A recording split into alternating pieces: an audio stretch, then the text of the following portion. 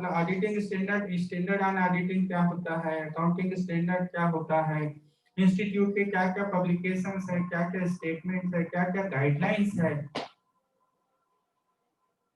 Substantive procedure अपने को कैसे करनी चाहिए, कंप्लायंस प्रोसीजर हमको कैसे करनी, सारी चीजें हमारे इंस्टीट्यूट ने इशू किया हुआ है।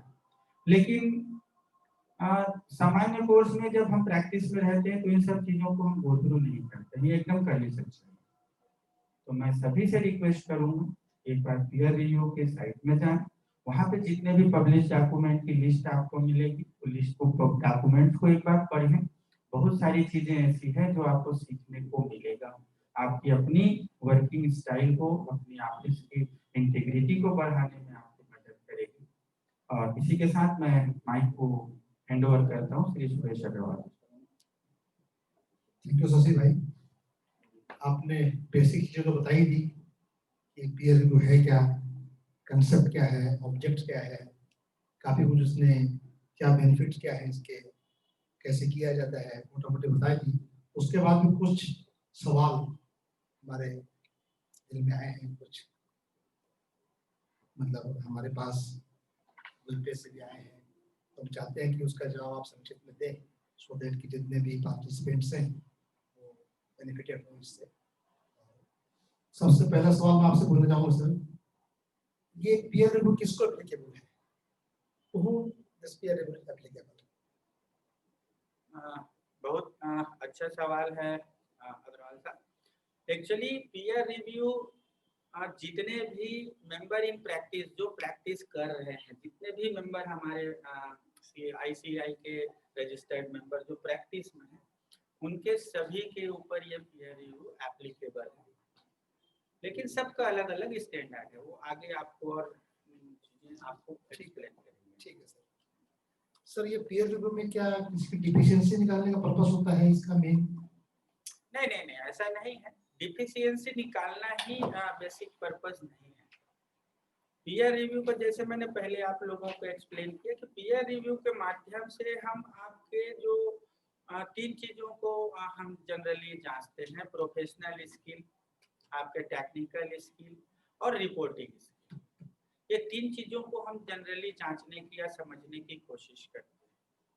लेकिन इसका मतलब ये नहीं है कि कोई आपकी डेफिशिएंसी निकालने गया हूँ कि आपकी कोई कमियां निकालना है, ये मेरा पर्पस नहीं है। मेरा पर्पस ये होता है कि जो टेक्निकल स्टैंडर्ड रिकमेंडेड हमारे ICAI के द्वारा है, उसको हम फॉलो अप कर रहे हैं कि नहीं कर रहे हैं। इंटीग्रिटी, हमारी इंटीग्रिटी जो हमारे से एक्सपेक्ट की जाती है, वो इंटीग्रिटी हम रखते हैं कि नहीं रखते हैं। जो प्रोफेशनलिज्म हमसे एक्सपेक्ट की जाती है, वो हम रखते हैं कि नहीं रखते हैं। इन सब चीजों के बारे में हम अपने बोर्ड को, पीयर रिव्यू बोर्ड को जानकारी देते हैं, किसी मेंबर का कमी निकालने नहीं जाते। और अगर ऐसा है तो वो उसके बताने से वो चीजें दूर भी हो सकती। तो कमी निकालना इसका ऑब्जेक्ट मेरे हिसाब से बिल्कुल नहीं। सर पहले कोई कमी निकलती तो क्या कोई डिसिप्लिनरी एक्शन भी हो सकता है उसके ऊपर में? सर दोनों सेपरेट चीजें हैं। पीयर रिव्यू प्रोसेस और डिसिप्लिनरी डायरेक्टरेट का आपस में कोई कॉम्बिनेशन नहीं है। पीयर रिव्यू प्रोसेस में जो रिपोर्टिंग आप करते हो, उसके हिसाब से आपको पीयर रिव्यू की सर्टिफिकेट जारी करना है नहीं करना है, इसका डिसीजन बोर्ड लेती है। लेकिन आपके द्वारा जो फाइंडिंग्स है उसको डिसिप्लिनरी डायरेक्टरेट से साथ कोई शेयरिंग नहीं होती, उसके आधार पे कोई डिसिप्लिनरी एक्शन नहीं लिया जा सकता। सर इसमें प्रोफेशनल अपॉर्चुनिटी क्या देखते हैं पीयर रिव्यू में? प्रोफेशनल अपॉर्चुनिटी अगर देखें तो दोनों तरफ से होता है। पीयर रिव्यूअर की तरफ से भी होता है और प्रैक्टिस यूनिट की तरफ से भी। जैसे बताया कि सेबी का एक कंपल्सन है कि जिस भी फर्म को सेबी से रिलेटेड सर्टिफिकेट और टेस्ट फंक्शन करना है, उनका पीयर रिव्यू होना, जीवित पीयर रिव्यू होना जरूरी है। तो उस हिसाब से जो प्रैक्टिस यूनिट लिस्टेड कंपनीज के ऑडिट करते हैं, PSUs के ऑडिट करते हैं, उन सबको पीयर रिव्यू होना कंपल्सरी है। दूसरी ओर जब इस लेवल पे जब आपकी पीयर रिव्यू सर्टिफिकेट लाइव है, तो मैं बताया कि आपकी इंटीग्रिटी, आपकी विश्वसनीयता बढ़ती है, तो पब्लिक एट लार्ज आपको अपॉर्चुनिटीज भी डेफिनेटली बढ़ेगी। वैसे ही जब पीयर रिव्यूअर है तो उनको भी नई नई फर्मों से इंटरेक्ट होने का, नए चीजों को देखने का, समझने का उनको भी फायदा होता है। और अदरवाइज सामान्य शब्दों में भी कहूँ तो निश्चित तौर पे जो पीयर रिव्यूअर की जो सर्विसेज हैं फ्री में नहीं लिया, उनकी एक ऑनरेरियम हमारे आईसीआई ने फिक्स की हुई है, तो वो ऑनरेरियम भी हमारे पीयर रिव्यूअर को मिलता है। अगर मैं समझूं कि जो बहुत बड़ी लार्ज स्केल में प्रैक्टिस नहीं करते हैं या जिनका नंबर ऑफ क्लाइंट्स बहुत ज्यादा नहीं है लेकिन उनका एक्सपीरियंस बहुत ज्यादा है, तो वो ऐसे व्यक्ति लगातार पीयर रिव्यूअर के रूप में कार्य कर सकते हैं, तो वो भी एक प्रोफेशनल अपॉर्चुनिटी के रूप में देखा जा सकता है। इसके अलावा हमारे पीयर रिव्यूअर्स के लगातार ट्रेनिंग प्रोग्राम भी होते हैं, क्योंकि जब आपको पीयर रिव्यूअर के लिए जब आप अपने आप को इम्पेनल करने के लिए एप्लीकेशन देते हो पीयर रिव्यू बोर्ड में, तो बोर्ड जो है ऐसे ही आपको पीयर रिव्यूअर नहीं बनाती है, वो आपका बराबर ट्रेनिंग करती है। अब नया जो पीयर रिव्यू का स्टेटमेंट आया उसके अकॉर्डिंगली आगे तो आपके अब टेस्ट भी होने हैं पीयर रिव्यू ट्रेनिंग के बाद, और जब आप उस टेस्ट को पास कर लेंगे तब आपको पीयर रिव्यूअर का सर्टिफिकेट मिलेगा, तब आप एज ए पीयर रिव्यूअर काम कर सकते हैं। दूसरा, पहले आज से शुरुआती दौर में जब पीयर रिव्यू बोर्ड का गठन हुआ था तो पीयर रिव्यूअर जो बनते थे वो एक बार रजिस्टर्ड हो गए तो कंटिन्यू चलते थे, लेकिन पिछले 5-7 सालों से ये चेंज और आया है कि हर 5 साल में आपको रिफ्रेशर कोर्स भी करना है। ऐसा नहीं कि एक बार आप पीयर रिव्यूअर बन गए तो कंटिन्यू रहेंगे, आपको 5 साल के अंदर आपको फिर से 5 साल जैसे कंप्लीट होने वाली है तो आपको रिफ्रेशर कोर्स करना है, तब आप कंटिन्यू पीयर रिव्यूअर के रूप में काम कर पाएंगे। तो इस तरीके से पीयर रिव्यूअर का जो काम करते हैं उनके लिए भी प्रोफेशनल अपॉर्चुनिटीज के रूप में आप इसको देख सकते हैं, और जो प्रैक्टिस यूनिट है उनके लिए तो प्रोफेशनल अपॉर्चुनिटीज और वास्ट स्केल में बढ़ता है।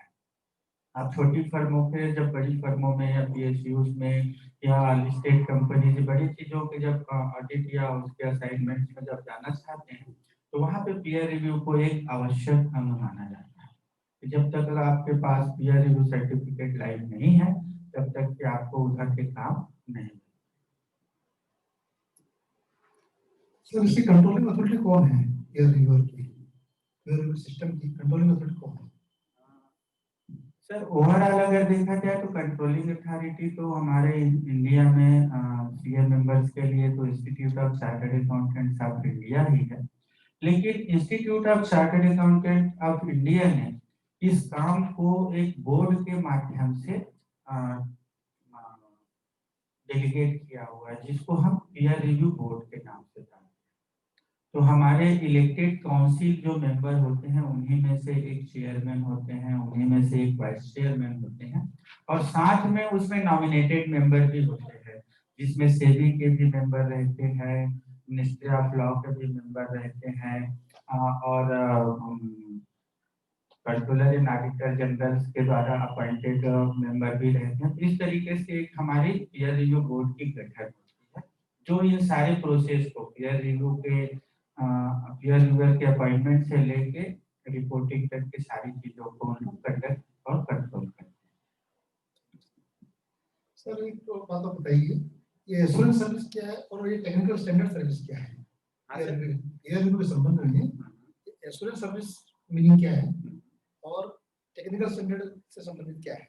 दो चीजें समझाइए। सर दोनों आइटम डिफरेंट चीज हो गया। एश्योरेंस सर्विसेज का मतलब ये है कि जो सर्विसेज हम दे रहे हैं, एश्योरेंस सर्विसेज में वो सारी सर्विसेज कवर्ड होती है जिसमें आपके ये समझ जाओ कि प्रोफेशनल टेक्निकल नॉलेज का यूज होता है, जिसमें ऑडिट है, अकाउंटिंग सर्विसेज है, सर्टिफिकेशन कवर हो गया है ना, internal audit, concurrent, different type के जो वर्क हैं जहाँ पे आपके अटेस्ट फंक्शन, जिसको हम बेसिक अटेस्ट फंक्शन मान सकते हैं, जहाँ पे आपका ओपिनियन रहता है, ये सारी चीजें आपकी एश्योरेंस सर्विस, जिससे आप पब्लिक को एश्योर करते हैं कि हाँ इस फर्म का हमने ये चीजें चेक किया और हम एश्योर करते हैं कि ये चीजें प्रॉपर पाई गई, ट्रू एंड फेयर पाया गया या ट्रू एंड करेक्ट पाया गया, जो आप एक एश्योरेंस देते हैं।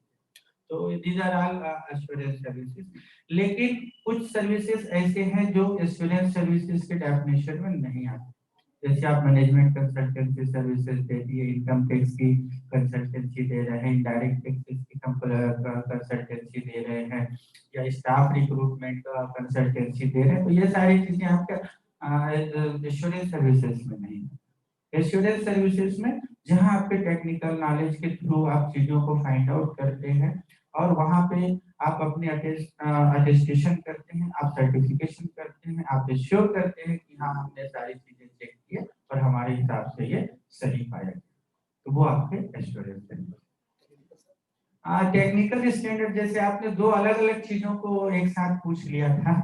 एक्चुअली टेक्निकल स्टैंडर्ड्स वो हैं जो पहले थोड़ी देर पहले मैंने आप लोगों को बताया था कि हमारे इंस्टीट्यूट ऑफ चार्टर्ड अकाउंटेंट्स के द्वारा बहुत सारे स्टेटमेंट इशू किए जाते हैं कि how to perform our duties, our work. Guidance notes issue किया जाता है अलग अलग टॉपिक पे, इंडस्ट्री स्पेसिफिक गाइडेंस नोट और स्टेटमेंट आते हैं, वर्क स्पेसिफिक आपके आते हैं। ये सारी चीजें हमारे इंस्टीट्यूट के द्वारा जारी की जाती है, वो हमारे लिए एक प्रकार से टेक्निकल स्टैंडर्ड है। उस टेक्नोलॉजी को, उसमें जो चीजें बताई गई उसको हमको फॉलो करना चाहिए। उसके अलावा दो तीन चीजें और हैं, जैसे standard on auditing. Standard on auditing आप सभी को जानकर आश्चर्य होगा कि कोई भी स्टैंडर्ड ऑन ऑडिटिंग जो होता है रिकमेंडेटरी इन नेचर नहीं होता है। जो भी मेंबर प्रैक्टिस में है उन सब के लिए वो जो स्टैंडर्ड ऑन ऑडिटिंग है वो मैंडेटरी है, उसके अकॉर्डिंग ही आपको अपनी ड्यूटीज, आपके वर्क, आपके परफॉर्मेंस करनी होती है। वैसे ही अकाउंटिंग स्टैंडर्ड्स जो है, इंटरनेशनल अकाउंटिंग स्टैंडर्ड और अकाउंटिंग स्टैंडर्ड दो अलग अलग चीजें हैं। तो अकाउंटिंग स्टैंडर्ड जो हमारे आईसीआई ने हिंदुस्तान के लिए इशू किया हुआ है, और दूसरा मिनिस्ट्री ऑफ कॉर्पोरेट अफेयर्स ने कंपनीज के लिए जो अकाउंटिंग स्टैंडर्ड बोला हुआ है। वैसे ही कुछ चीजें ये हमारे इनकम टैक्स, डायरेक्ट टैक्सेस में भी चीजें कंपलसरी के, सारी चीजें टेक्निकल है, और वो सारी चीजें जो मैंडेटरी नेचर है, वो सारी चीजों को कोई भी बिजनेस यूनिट जो होता है वो प्रॉपरली फॉलो कर रहा है नहीं कर रहा है, उसकी रिपोर्टिंग किसको करनी होती है? ऑडिटर को, माने प्रैक्टिस यूनिट को। तो उन सब चीजों को प्रॉपरली चेक कर पा रहे हैं कि नहीं, और हमारे ऑडिटिंग स्टैंडर्ड के हिसाब से हम उन चीजों को परफॉर्म कर रहे हैं कि नहीं। These are all technical standards. तो इन चीजों को भी हमको जब एज ए पीयर रिव्यूअर जाते हैं तो ये सारी चीजें फॉलो हो रही है कि नहीं, ये भी हमको देखना है। सर ये पीयर रिव्यू कितने साल के हिसाब से किया जाता है, स्टूडेंट्स के हिसाब से? टाइम पीरियड क्या है? पीयर सर्टिफिकेट का लाइफ बोल रहे हैं कि पीयर रिव्यूअर का? पीयर रिव्यू जो प्रैक्टिस यूनिट्स का है, हाँ कितने सर एक्चुअली प्रैक्टिस यूनिट के जो पीयर रिव्यू थे हमारे यहाँ आईसीआई ने 3 प्रकार के प्रैक्टिस यूनिट की कैटेगराइजेशन किया है। पहला लेवल 1 एंटिटी, दूसरा लेवल 2 एंटिटी, और तीसरा होता है लेवल 3 एंटिटी। लेवल 1 एंटिटीज जो होते हैं वो मतलब ये समझ जाओ कि हमारे बहुत अदरवाइज जो बोला जाए कि अपन जैसे बोलते हैं बिग 4 है या बड़ी फर्म है, ऐसा जो हमारा एक कांसेप्ट है उस तरीके की है कि जहाँ पे सेंट्रल स्टैट्यूटरी ऑडिटर अगर बैंक के या इंश्योरेंस कंपनी के हैं, पीएसयूज के अगर वो स्टैट्यूटरी ऑडिटर है, आरआरबीज के ऑडिटर हैं, या फिर आपके कोऑपरेटिव बैंक्स के सेंट्रल ऑडिटर है, इस तरीके के जो पीएसयूज और बैंकिंग सेक्टर और इंश्योरेंस सेक्टर में जो सेंट्रल ऑडिट या स्टैट्यूटरी ऑडिट का काम करते हैं, ये सारे लेवल 1 एंटिटीज में कवर होते हैं, वो प्रैक्टिस यूनिट। उसके बाद जो प्रैक्टिस यूनिट होते हैं लेवल 2 प्रैक्टिस यूनिट जनरली माना जाता है। तो जब लेवल 1 प्रैक्टिस यूनिट के लिए जब पीयर रिव्यू होता है, वो एक बार में जो पीयर रिव्यू सर्टिफिकेट इशू होता है वो 3 साल के लिए वैलिड होता है, और 3 साल का इस पीरियड खत्म होने से पहले उनको पीयर रिव्यू को लाइव रखने के लिए फिर से पुनः 3 साल के बाद या 3 साल के टेन्योर से पहले पहले उसको रिन्यूअल करना पड़ता है ना, मतलब फिर से पीआर रिव्यू करना पड़ता है। वैसे कैटेगरी 2 के जो हमारे प्रैक्टिस यूनिट होते हैं उनकी जो पीआर रिव्यू की सर्टिफिकेट 4 साल के लिए इशू होता है, तो उनको 4 साल बाद फिर से अपने पीआर रिव्यू सर्टिफिकेट को गेट करना पड़ता है। तो इस तरीके से, लेकिन कुछ एक केसेस ऐसे होते हैं जहाँ पे पीआर रिव्यू सर्टिफिकेट 1 साल के लिए भी इशू की जाती है हमारे बोर्ड के द्वारा, तो वो कंडीशन अलग होती है। सर पीयर रिव्यू के लिए कोई सैंपल साइज कुछ होता है, उसका कोई क्राइटेरिया क्या है सैंपल साइज सिलेक्ट करने का? Sir sample size, minimum sample size, जब पीयर रिव्यूअर किसी प्रैक्टिस यूनिट में जब पीयर रिव्यू करने जाता है तो एक मिनिमम सैंपल साइज हमारे पीयर रिव्यू बोर्ड के द्वारा बताया गया है। जैसे लेवल 1 जो प्रैक्टिस यूनिट है उसके मिनिमम 8 आपको सैंपल सिलेक्ट करना है। लेवल 2 की अगर है तो मिनिमम आपके 5 सैंपल सिलेक्ट करना है। और तीसरा अगर लेवल 3 एंटिटीज है तो कम से कम 3 आपको सैंपल सिलेक्ट करने हैं। लेकिन इसमें भी कुछ प्रोवाइडेड, जैसे अपन लॉ में बोलते हैं ना प्रोवाइडेड, वैसे ही यहाँ भी कुछ कंडीशंस हैं कि 8 जो है मिनिमम रिकमेंडेड है, लेकिन जब आप साइज ऑफ प्रैक्टिस यूनिट को देखते हैं या स्कोप ऑफ वर्क उनका देखते हैं, कितने तरह के काम वो कर रहे हैं, तो हमारी कोशिश ये होनी चाहिए कि सभी तरह के उनके जो क्लाइंट्स लेवल है कि अलग कोई इंडस्ट्री, अलग अलग इंडस्ट्री है कि अलग अलग बिजनेस स्टाइल है, उन सारी चीजों का सैंपल आपके पास आ जाए उनके वर्किंग का। उस तरीके से आपकी सैंपल साइज जो है 8 से ज्यादा भी हो सकती है। लेकिन एकाएक बहुत ज्यादा भी अगर आप सैंपल साइज ले लेते हैं, 8 रिकमेंडेड है तो 10, 12, 13 तक के, अगर आपका 15 तक के भी है तो समझ में आता है कि आप डिफरेंट चीजें कवर करने के हिसाब से 15 सैंपल ले लिए, लेकिन एकाएक पता चलता है कि आपने 25 सैंपल लिए, तो दूसरे तरीके से एक मतलब डाउट क्रिएट होता है कि इतना ज्यादा सैंपल आपने से ले। वो सब्स्टेंटिव प्रोसेस, कंप्लायंस प्रोसेस हम जब करते हैं तो हमको लगता है कि मोटा मोटी सारी चीजें अच्छी है, तो हमको सब्स्टेंटिव में जाने की जरूरत नहीं। लेकिन एक आपका जो सैंपल सिलेक्शन ज्यादा हो गया तो आप डेफिनेटली आप सब्स्टेंटिव वे पे काम कर रहे हो, तो वो एक डाउट क्रिएट करता है। और उसके बाद आप क्लियर रिपोर्ट भी दे रहे हो, तो फिर बोर्ड वहां पे आपको क्वेश्चन करता है कि आपने इतने सारे सैंपल सिलेक्ट किया, उसको जस्टिफाई कीजिए कि क्यों आपने।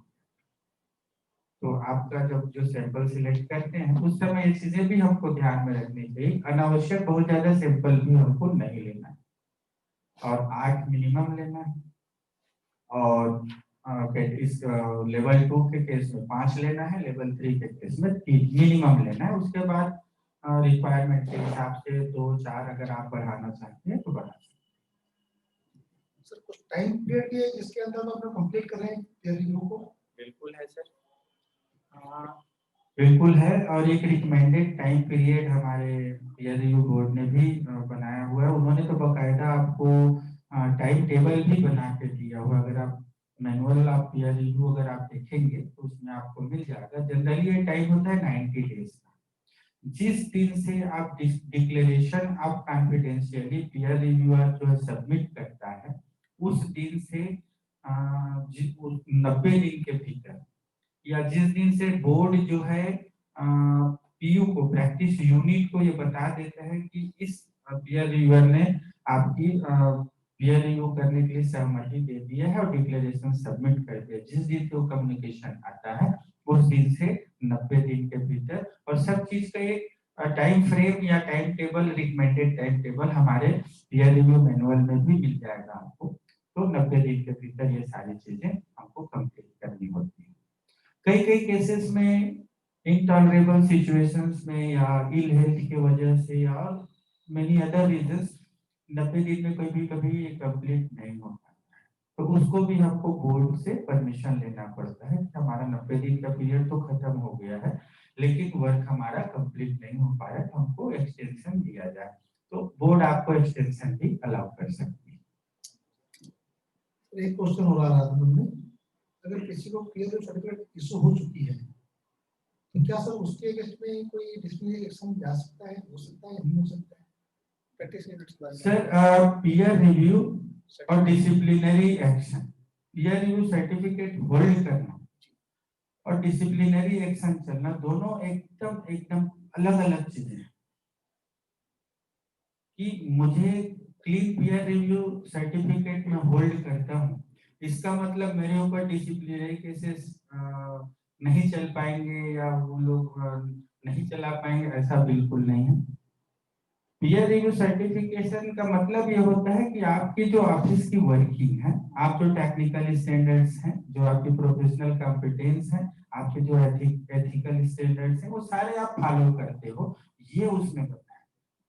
लेकिन डिसिप्लिनरी केसेस बिल्कुल अलग चीज होती है, क्योंकि नेग्लिजेंसी कभी भी हो सकती है। आप सारी चीजें फॉलो कर रहे हैं तब भी कभी कभी चीजें नेग्लिजेंसी में जा सकती है। या मेरी फर्म की साइज बड़ी है, मेरे प्रैक्टिस यूनिट की साइज बड़ी है, मेरे 15 पार्टनर हैं, मेरे 25 के स्टाफ हैं, अब उस केस में डेलीगेशन ऑफ अथॉरिटी में सब काम चलता है, तो कौन सा व्यक्ति कहीं पे गड़बड़ कर रखा है वो भी पीयर रिव्यू सर्टिफिकेट में तो नहीं पता चलेगा। तो डेफिनेटली आपके ऊपर डिसिप्लिनरी केसेस कंटिन्यू हो सकते हैं। पीयर रिव्यू सर्टिफिकेट होल्ड करना ये एश्योरेंस नहीं है कि आपके ऊपर डिसिप्लिनरी केसेस नहीं हो सकते। चलेगा ही, जो है वो चलेगा। सर एक चीज और है, ये पीयर रिव्यू के लिए क्या क्वालिफिकेशन क्या है सर, कौन कर सकता है पीयर रिव्यू? हमारे इंस्टीट्यूट के ऐसे मेंबर जिनकी मेंबरशिप 10 साल हो चुकी है, जो सीओपी होल्ड करते हैं, वो जो है पीयर रिव्यूअर के रूप में पैनल करने के लिए इंस्टीट्यूट में एप्लीकेशन दे सकते हैं। लेकिन ये 10 साल लगातार हो ये जरूरी नहीं है कि 5 साल आपने सीओपी होल्ड की, फिर 2-4 साल के लिए सरेंडर कर दिया, फिर आपने सीओपी ले लिया, फिर उसको 5 साल जैसे ही होगा तो क्यूमुलेटिव 10 इयर्स आपका देखना है। तो उस कंटिन्यूएशन जरूरी नहीं है, आपके क्यूमुलेटिव 10 इयर्स की प्रैक्टिस आपकी हो गई है सीओपी होल्ड करके, तो एज ए पीयर रिव्यूअर आप एक पैनल करने के लिए एप्लीकेशन इंस्टीट्यूट में दे सकते हैं। लेकिन अभी अभी जो लेटेस्ट चेंज आए हैं उसके हिसाब से लेवल 2 एंटिटीज के पीयर रिव्यू करने के लिए 7 इयर्स की प्रैक्टिस वाले मेंबर भी अलाउ किए जा रहे हैं। और जो मेंबर कुछ समय 15 साल की इंडस्ट्री में सर्विस दिए हैं, उनके लिए कुछ अलग रूल है कि 15 साल उधर दे दिए और 5 साल अगर वो प्रैक्टिस में अगर सीओपी होल्ड करते हैं उनको भी पीयर रिव्यूअर बनने के लिए अलाउ किया जा सकता है। सर इसके लिए एग्जाम भी होती है क्या अलग से पीयर रिव्यूअर के लिए? सर जैसे सर मैंने आपको इंट्रोडक्शन में बताया कि इसके स्टेप बाय स्टेप हमारे इंस्टीट्यूट में चीजों को अपग्रेड कर रही है। शुरुआती में जब पीयर रिव्यू बोर्ड का जो गठन हुआ था, at that time there was no need of any type of examination, there was only 1 day training programme for peer reviewers. Some faculties chosen by a board, they will come to your branch, that branch who organizes peer review training program. That program was conducted for 1 day, full day, and the different topics and different areas of peer review has been taken by different faculties. ये पहले system था, लेकिन अभी जो changes आ रहे हैं और अभी अनाउंस नहीं हुआ है, लेकिन ये अबाउट टू कम, ये है कि अब आपकी प्रॉपर ट्रेनिंग और अच्छे से ट्रेनिंग होगी, एक दिन के बजाय ज्यादा भी हो सकती है आपकी ट्रेनिंग। उसके बाद प्रॉपर आपका एग्जामिनेशन भी होगा, और जैसे ही आप उस एग्जामिनेशन को कंप्लीट करेंगे, पास करेंगे, जो मिनिमम क्वालिफाइंग मार्क्स लाएंगे, उसके बाद आपको पीयर रिव्यूअर के रूप में इंटरनल किया जाएगा। साथ ही साथ आपको ये भी बता दूं कि एक बार जैसे पहले की स्थिति ये थी कि जब आप एक बार पीयर रिव्यू ट्रेनिंग कर लेते थे, आप as a peer reviewer panel हो जाते थे, रजिस्टर में आपका नाम एंट्री हो जाता था, तो कंटिन्यू रहता था। लेकिन अब ये चीजें चेंज हो चुकी है, अब आपको 5 साल के बाद आपको रिफ्रेशर कोर्स करना होगा, तब आप आगे के लिए कंटिन्यू कर पाएंगे। सर ये इम्प्लीमेंट के लिए क्या प्रोसीजर है पीयर रिव्यूअर का?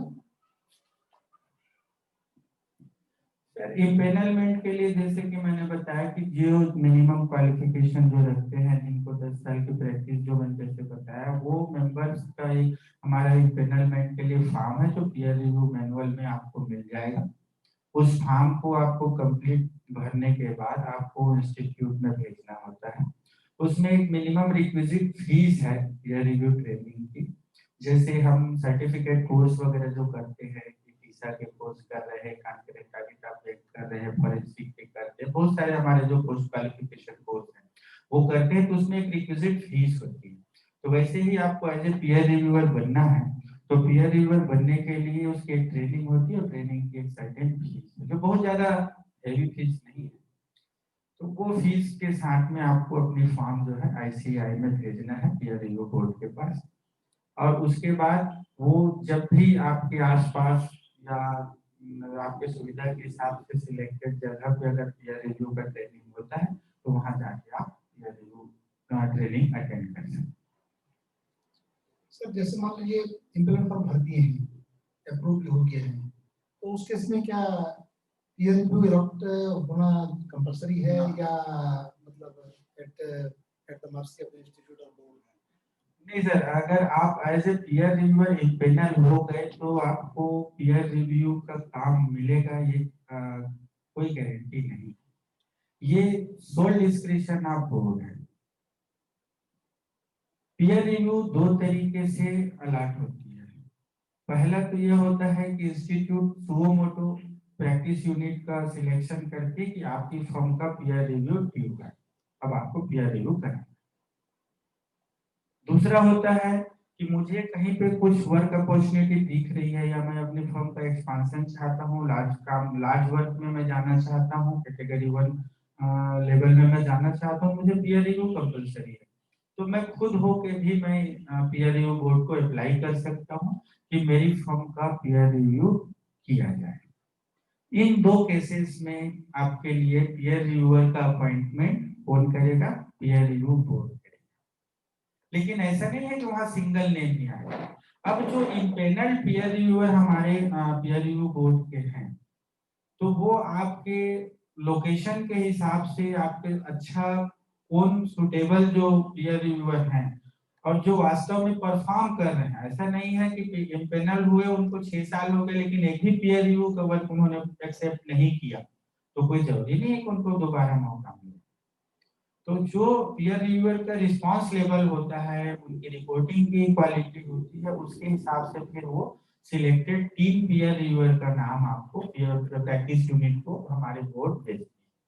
उस 3 में से किसी एक को आपको सिलेक्ट करना पड़ेगा कि that person would be my peer reviewer. और एक और अच्छी इंपॉर्टेंट बात बता दूं कि पीयर रिव्यू का काम जो है कोई सीए फर्म नहीं है, एक इंडिविजुअल चार्टर्ड अकाउंटेंट ही करता है। कि मैं शशिकांत चंद्राकर, मैं पीयर रिव्यूअर हूं, तो मैं रमा के गुप्ता एंड कंपनी की पेपर लेटर पेड में मैं वो वर्क नहीं कर सकता। मुझे अपने शशिकांत चंद्राकर के लेटर पेड में वो काम, ये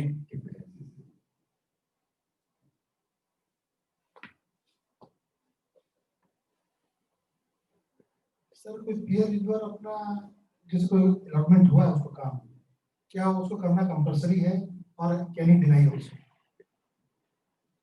सर पीयर रिव्यूअर का तो अलग अलग कंडीशन हो सकता है। पीयर रिव्यूअर या तो जिस समय आप जैसे पीयू जो है आपको सिलेक्ट करती है, उस तब तक के भी आप रिव्यूज कर सकते हो, क्योंकि डिक्लेरेशन उसके बाद ही जाएगा, एक्सेप्टेंस कम डिक्लेरेशन। तो अगर आप एक्सेप्टेंस नहीं देते हैं, डिक्लेरेशन नहीं देते हैं, तो ऐसे ही डेनियल हो गए।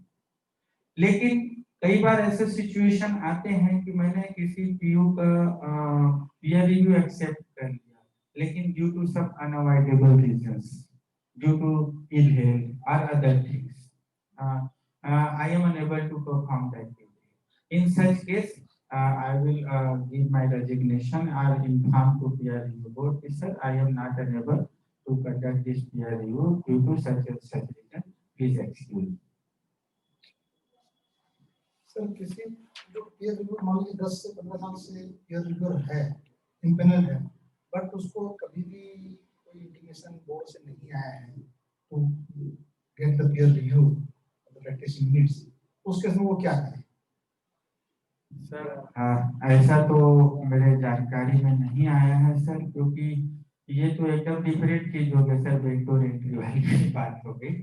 कारण ये है कि पीयर रिव्यू बोर्ड जो है एक इंडिपेंडेंट एंटिटी के रूप में काम करती है, और आपके जब आप एप्लीकेशन फॉर्म भरते हैं सर, तो बहुत सारी चीजें काउंट करती है, आपको पीयर रिव्यू का अपॉर्चुनिटी मिलेगा कि नहीं मिलेगा।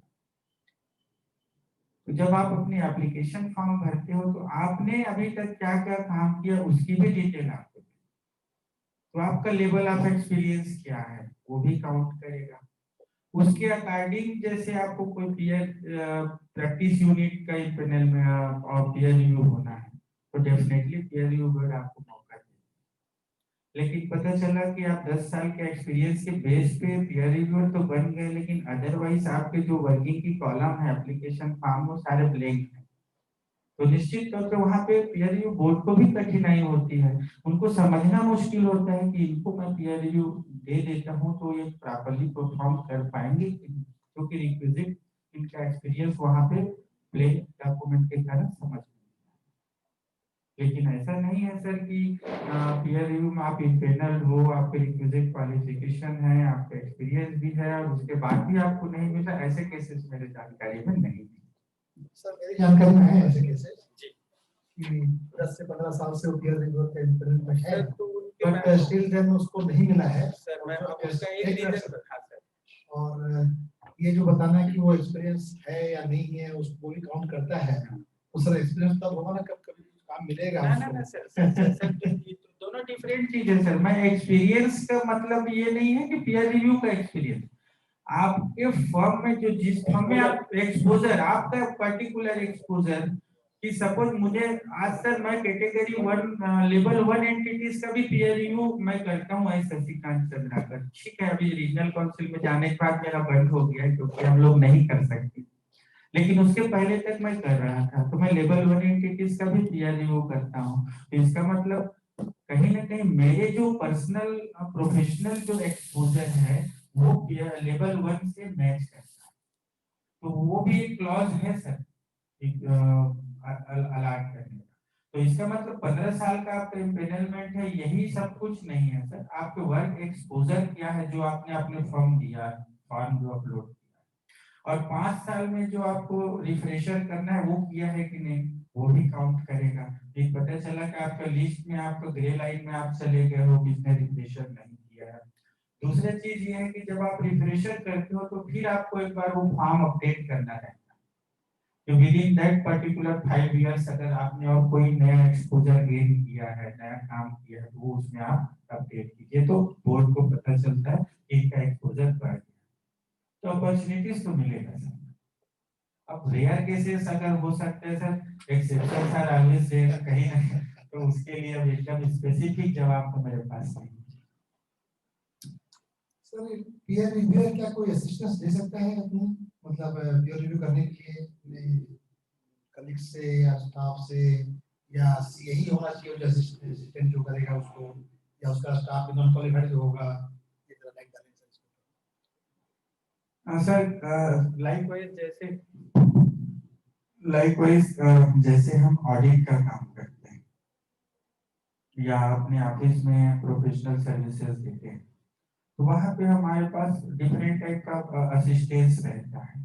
हमारे साथ पेड चार्टर्ड अकाउंटेंट जो होते हैं, स्टाफ जो होते हैं, सीए स्टाफ भी हो सकते हैं, नॉन सीए स्टाफ भी हो सकते हैं, सेमी क्वालिफाइड भी हो सकते हैं, ऑडिट क्लर्क हो सकते हैं, आर्टिकल क्लर्क हो सकते हैं, डिफरेंट टाइप ऑफ लेवल आती है, और उनसे हम अपने प्रोफेशनल सर्विसेज में अपने ऑफिस के वर्किंग में उनसे असिस्टेंस लेते हैं।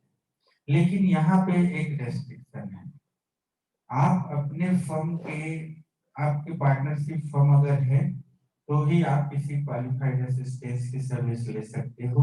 शर्त ये है या तो आपका पेड चार्टर्ड अकाउंटेंट हो या फिर आपका पार्टनर हो, और जो भी असिस्टेंस आप लेंगे उनको डिक्लेरेशन ऑफ कॉन्फिडेंशियलिटी उनको भी साइन करना पड़ेगा। सर जो पेड असिस्टेंट्स है, समझ लो जो सीए है, क्या वो भी साइन कर सकता है on behalf of peer reviewer? Sir वो सिर्फ आपके पीयर रिव्यू प्रोसेस में आपके बताए अनुसार आपको हेल्प कर सकता है, नथिंग अदर देन दैट। जो भी करेस्पॉन्डेंस भी करना है आपके लेटर हेड में आपके सिग्नेचर से ही होगा पीयर रिव्यू बोर्ड के साथ में। जो भी सर्टिफिकेट इशू करना है, रिपोर्ट इशू करना है, वो भी जिसके नाम पे पीयर रिव्यू अलॉट हुआ है उसी को करना है, अपने इंडिविजुअल नेम।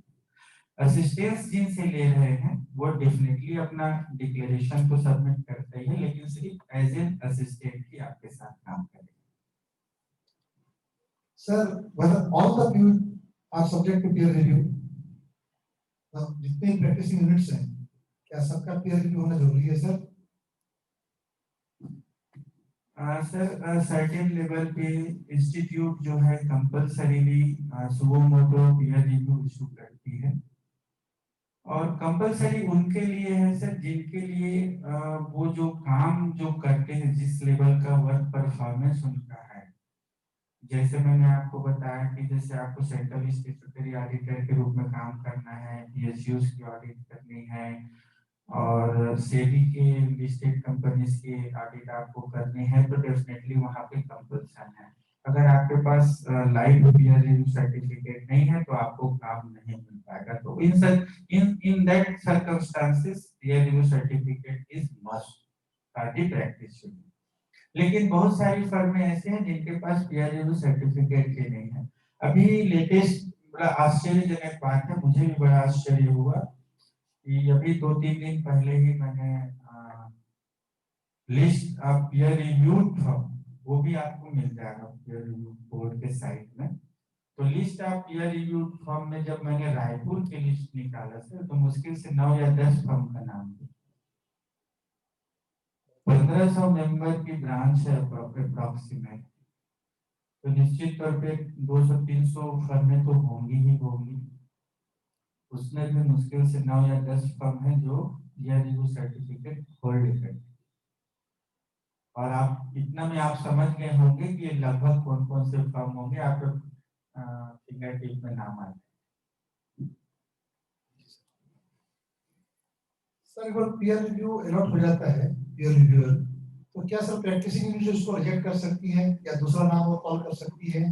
जैसे 3 नाम आए, तीनों ही पसंद नहीं आए, उनका चेहरा पसंद नहीं आया, उनका काम पसंद नहीं आया, रिजल्ट पसंद नहीं आया, व्हाटएवर द बट उस केस में क्या ही can deny and ask for the second panel?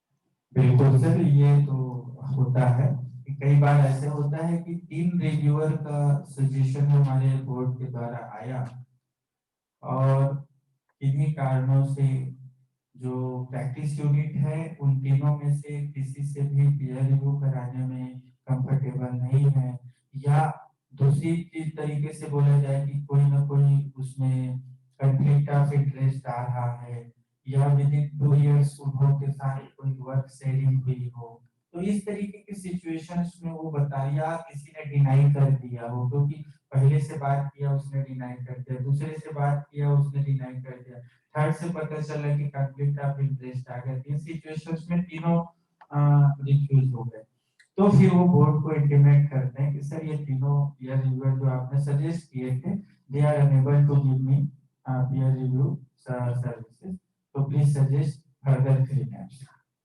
तो वो फिर 3 नेम आएंगे।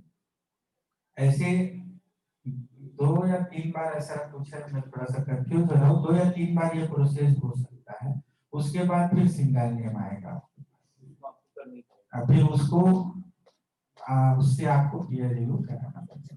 2 या 3 बार आप रिफ्यूज कर सकते हैं, तो रिफ्यूज नहीं कर सकते, नहीं, मतलब refusal is not refusal is with reason, अच्छा वो नहीं है। रीजन रिकॉर्डेड इन राइटिंग, अच्छा, व्हाई दे आर नॉट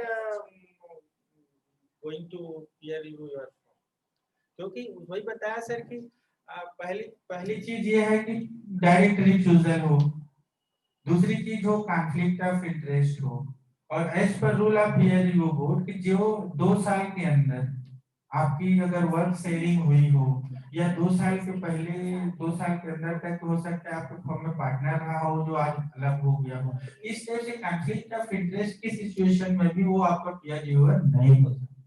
तो ये सारे चीज, लेकिन आपको जस्टिफाई करना पड़ेगा कि क्यों इन तीनों में से आप अपना पीयर रिव्यूअर सिलेक्ट नहीं कर पा रहे, ऐसे ही रिफ्यूज नहीं कर सकते। सर जो फर्म पीयर रिव्यूड हो चुकी है, क्या वो अपना नाम वेबसाइट डाल सकती है? सर जिनके पास वैलिड पीयर रिव्यू सर्टिफिकेट है अपनी वेबसाइट में सिर्फ इतना इंटीमेट कर सकते हैं कि we have live peer review certificate, nothing other than that.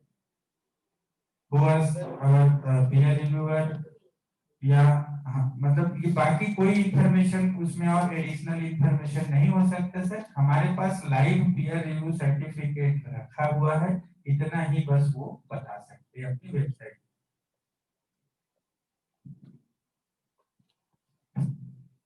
Sir practising units के लिए जो पीयर रिव्यू है कैसे सिलेक्ट कैसे होती है सर? ये प्रैक्टिसिंग यूनिट्स जो है सर पीयर रिव्यू के लिए सिलेक्ट कैसे करते हैं सर?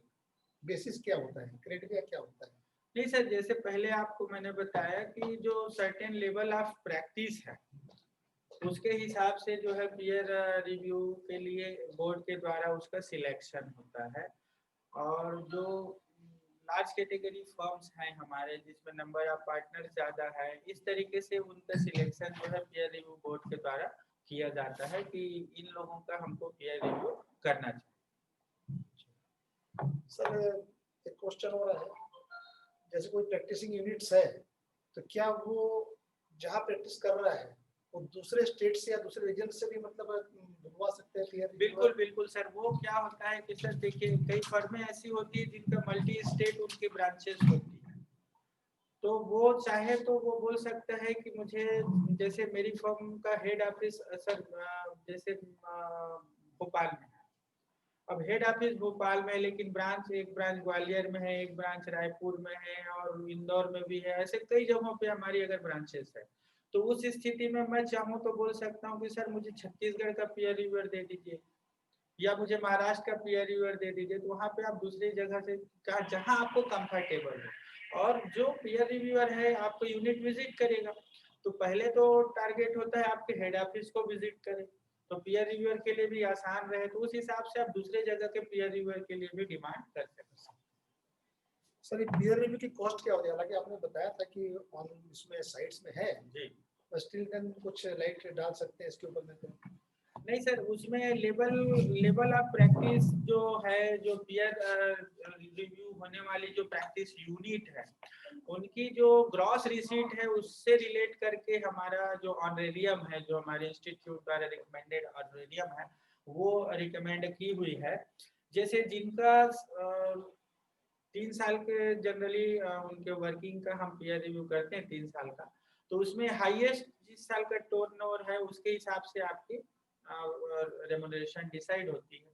तो जिनका टर्नओवर 10 लाख रुपए तक का है तो उनका जो कॉस्ट इंस्टीट्यूट ने डिसाइड किया हुआ है 15,000 रुपये, और 10 लाख से 50 लाख तक के अगर है तो 25,000 रुपये है, 50 लाख से 1 करोड़ रुपया तक के अगर रिसीट है तो 40,000 रुपया है, 1 करोड़ से 3 करोड़ तक की अगर रिसीट है तो 60,000 रुपया डिसाइड किया हुआ है, और 3 करोड़ से 5 करोड़ तक का अगर पीयू का रिसीट आ रहा है तो उनको 75,000 रुपया रेम्युनरेशन ऑनरेरियम फिक्स किया हुआ है, और 5 करोड़ से ऊपर का अगर रिसीट है प्रैक्टिस यूनिट का तो उस केस में जो है 1 लाख रुपया आपका ऑनरेरियम रेम्युनरेशन फिक्स किया हुआ है, और 1 लाख मैक्सिमम, इसके ऊपर का कोई स्लैब नहीं। लेकिन आपका अदर जो एक्सपेंसेस हैं, आउट ऑफ पॉकेट एक्सपेंसेस हैं, दैट इज डिफरेंट। सर एक साल में कितने पीयर रिव्यू कर सकते हैं अपन? इसकी कोई लिमिट नहीं है सर, अभी तक बोर्ड ने ऐसा कोई लिमिट बांधा नहीं, क्योंकि ये अलॉटमेंट का प्रोसेस ही बोर्ड से शुरू होता है, इसलिए अभी तक उन्होंने नंबर भी डिस्क्लोज नहीं किया। जनरली नॉर्मली अपन जैसे कंपनी ऑडिट की एक हमारी लिमिट है, टैक्स ऑडिट की हमारी एक लिमिट है, क्योंकि वहां पे किसी का कंट्रोल नहीं है, एक्सेप्टेंस या रिफ्यूजल हमारे खुद के एंड पे है, लेकिन यहाँ पे controlling direct peer review board के पास है, इसलिए यहाँ पे अभी तक ऐसे नंबर सीलिंग यहाँ पे लागू। अच्छा सर ये ऑनरेरियम जो की बात की आपने, जी। ये कौन देगा, बोर्ड देगी हमको या प्रैक्टिसिंग यूनिट देगी? सर एक बढ़िया फनी सा बात आप कर रहे हैं। सर देखिए क्या होता है कि सपोज आप टैक्स ऑडिट करते हो सर, भाई टैक्स ऑडिट कंपल्सन है, किसके द्वारा कंपल्सन है? इनकम टैक्स के द्वारा या गवर्नमेंट ऑफ इंडिया या सीबीडीटी के कारण या जो इनकम टैक्स एक्ट के कारण आपकी टैक्स ऑडिट हो रही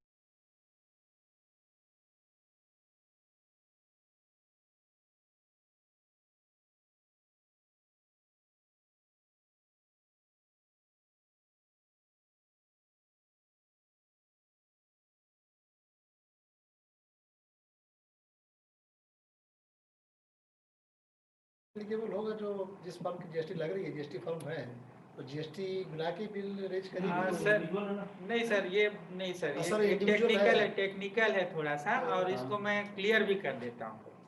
एक्चुअली सर जैसे कि पहले ही मैंने आपको एक्सप्लेन किया था कि पीयर रिव्यूअर का जो वर्क है वो किसी फर्म को नहीं मिलता।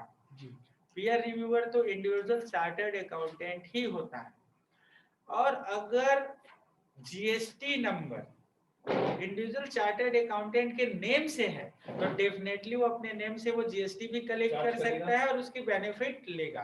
और वो अगर उनके नाम पे जीएसटी नंबर रजिस्टर्ड है तो definitely he is obliged, is obligation to collect GST and deposit it to government account.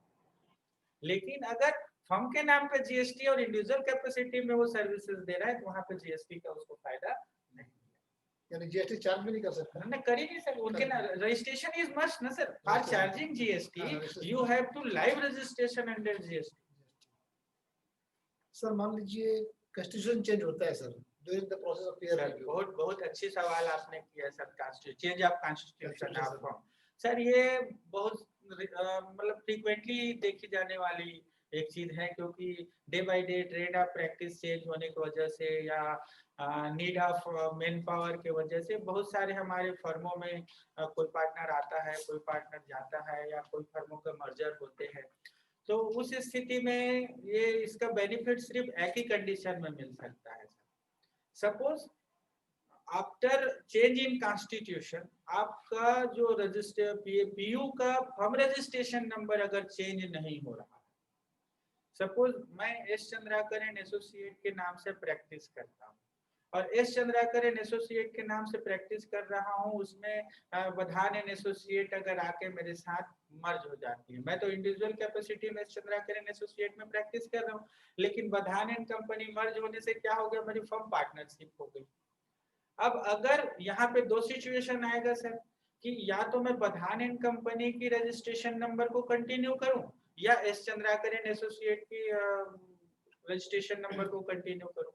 Suppose S Chandrakar and associate का कंटिन्यू पीयर रिव्यू है और एस चंद्राकर एंड एसोसिएट का फर्म रजिस्ट्रेशन नंबर ही मैंने continue किया, तो वो पीयर रिव्यू मेरे firm name से है और उसी नंबर का मैंने आगे बढ़ाया है। भले नाम चेंज हो गया, कॉन्स्टिट्यूशन चेंज हो गया, फर्म नेम भी चेंज हो गया, लेकिन फर्म रजिस्ट्रेशन नंबर चेंज नहीं हुआ है, तो उस पीयर रिव्यू का बेनिफिट मुझे उसके लाइफ तक के मिलता है। लेकिन एस चंद्राकर एंड एसोसिएट की फर्म नंबर का पीयर रिव्यू है मेरे पास और मैंने बधान एंड कंपनी का फर्म रजिस्ट्रेशन नंबर कंटिन्यू कर दिया, तो उस स्थिति में मुझे पुनः उस फर्म रजिस्ट्रेशन नंबर का पीयर रिव्यू कराना है। यानी पीयर रिव्यू होता है रजिस्ट्रेशन नंबर की बेस पे? जी जी जी, नॉट फर्म। नहीं नहीं, फर्म नहीं सर, एक्चुअली हमारा फर्म का मतलब ही फर्म रजिस्ट्रेशन नंबर। ऐसे ही एक रिलैक्सेशन जब आप मैनुअल में पढ़ेंगे तो एक वो भी मिला, जैसे मैं सैंपल जब सिलेक्ट करता हूँ, जब मैं पीयर रिव्यू के प्रोसेस में आ जाता हूँ, तो उस स्थिति में क्या होता है सर कि क्वेश्चनर होता है, एनेक्सर ए और annexure part A part B, उस पूरे क्वेश्चनर को प्रैक्टिस यूनिट मुझे भर के देगा। एनेक्सर 1 में वो पूरी फर्म डिटेल मुझे देगा कि किन किन फर्मों का वो एश्योरेंस सर्विसेज दे रहा है, पूरा उसका फर्म का नाम देगा, उसका टर्नओवर देगा, उससे फीस कलेक्शन भी मुझे बताएगा। ये उस एनेक्सर का रिक्वायरमेंट है। लेकिन एक अच्छी लिबर्टी वहां पर भी है, सपोज वो पीयू जो है यूनिक कोड नंबर देती है अपने सारे क्लाइंट्स को, तो वो उस यूनिक कोड नंबर पर उसको दे सकता है, आपको नाम देने की जरूरत नहीं है। ये जैसे इनकम टैक्स में सिर्फ आप पेड नंबर कोड कर दो, नाम देने की जरूरत है, तो उस तरीके की लिबर्टी वहां पे यूनिक कोड नंबर दे दें, नाम हाँ, की जरूरत मतलब नहीं। फर्म नेम डिस्क्लोज करने की जरूरत नहीं है। रिव्यूअर को सर बेसिकली सर उसके पर्पस से रहता होगा, सैंपल का देखना, हाँ हाँ हाँ उसके बेस पर आप बोल रहे हाँ। हैं मेरे को इनिंग का सैंपल हाँ हाँ हाँ, तो आपको नाम से मतलब नहीं होना चाहिए, एक्चुअली आपका इंटरेस्ट नहीं दिखना चाहिए सर, वेस्टेड इंटरेस्ट। कई बार क्या होता है ना सर, सपोज मैं किसी ऐसे फर्म का पीयर रिव्यू कर रहा हूँ जो बजरंग इलाज ग्रुप का काम कर रहा हूँ, जैसे ही मैं बजरंग इलाज देखूंगा तो मैं बोलूंगा नहीं इसका पहले निकाल लें, कारण क्योंकि यहाँ का जो बिगेस्ट ग्रुप है उसकी काम वो कर रहे हैं। लेकिन वही अगर कोड में हूँ तो वहां पे मेरा वेस्टेड इंटरेस्ट नहीं जागेगा। यहाँ पे क्यों जाग गया, क्योंकि मैंने नाम से मैं फैमिलियर, तो ये चीजें को भी अपन अवॉइड कर सकते हैं। तो सर उसमें कुछ टर्नओवर वगैरह देते होंगे? हाँ हाँ, जो अच्छा उसमें भी सर सैंपल साइज में जो सबसे हाईएस्ट टर्नओवर वाली फर्म है उसकी कंपलसरी सिलेक्शन आप में होना ही चाहिए सैंपल। और टेंडर प्रोसेस से अगर आप काम कर रहे हो तो उसमें से भी एक सैंपल कंपलसरीली आपको उठाना ही है। इस तरीके की सैंपल सिलेक्शन में भी कुछ चीजें, सैंपल सिलेक्शन का भी एक मैनुअल दिया हुआ है, मेथड दिया हुआ है। हाँ मेथड दिया हुआ, और उसमें ये भी बोला गया जैसे ज्यादा मिनिमम तो बता दिया, ज्यादा क्यों हो सकता है, क्योंकि आपको ज्यादा पॉपुलेशन, ज्यादा डिफरेंट टाइप ऑफ वर्क जो फर्म कर रही है वो सारे कवर, इसलिए आप स्पान बढ़ाएंगे। पता चला 8 उन्होंने बोला तो 8 ले रहे हो, तो पता चला कुछ 3-4 इंपॉर्टेंट फील्ड छूट रहा जो आपके हिसाब से, उसका भी मुझे देखना है, तो वो 3-4 आप और एक्स्ट्रा सिलेक्ट कर सकते। ये सब पीयर रिव्यू कंडक्ट कैसे की जाती है सर, एक मोटा मोटा आइडिया? सर ये actually conduction of peer review ये जो है ना इस प्लेटफॉर्म पे बहुत ज्यादा डिस्कशन करने लायक नहीं है, क्योंकि this is the matter of training process overall.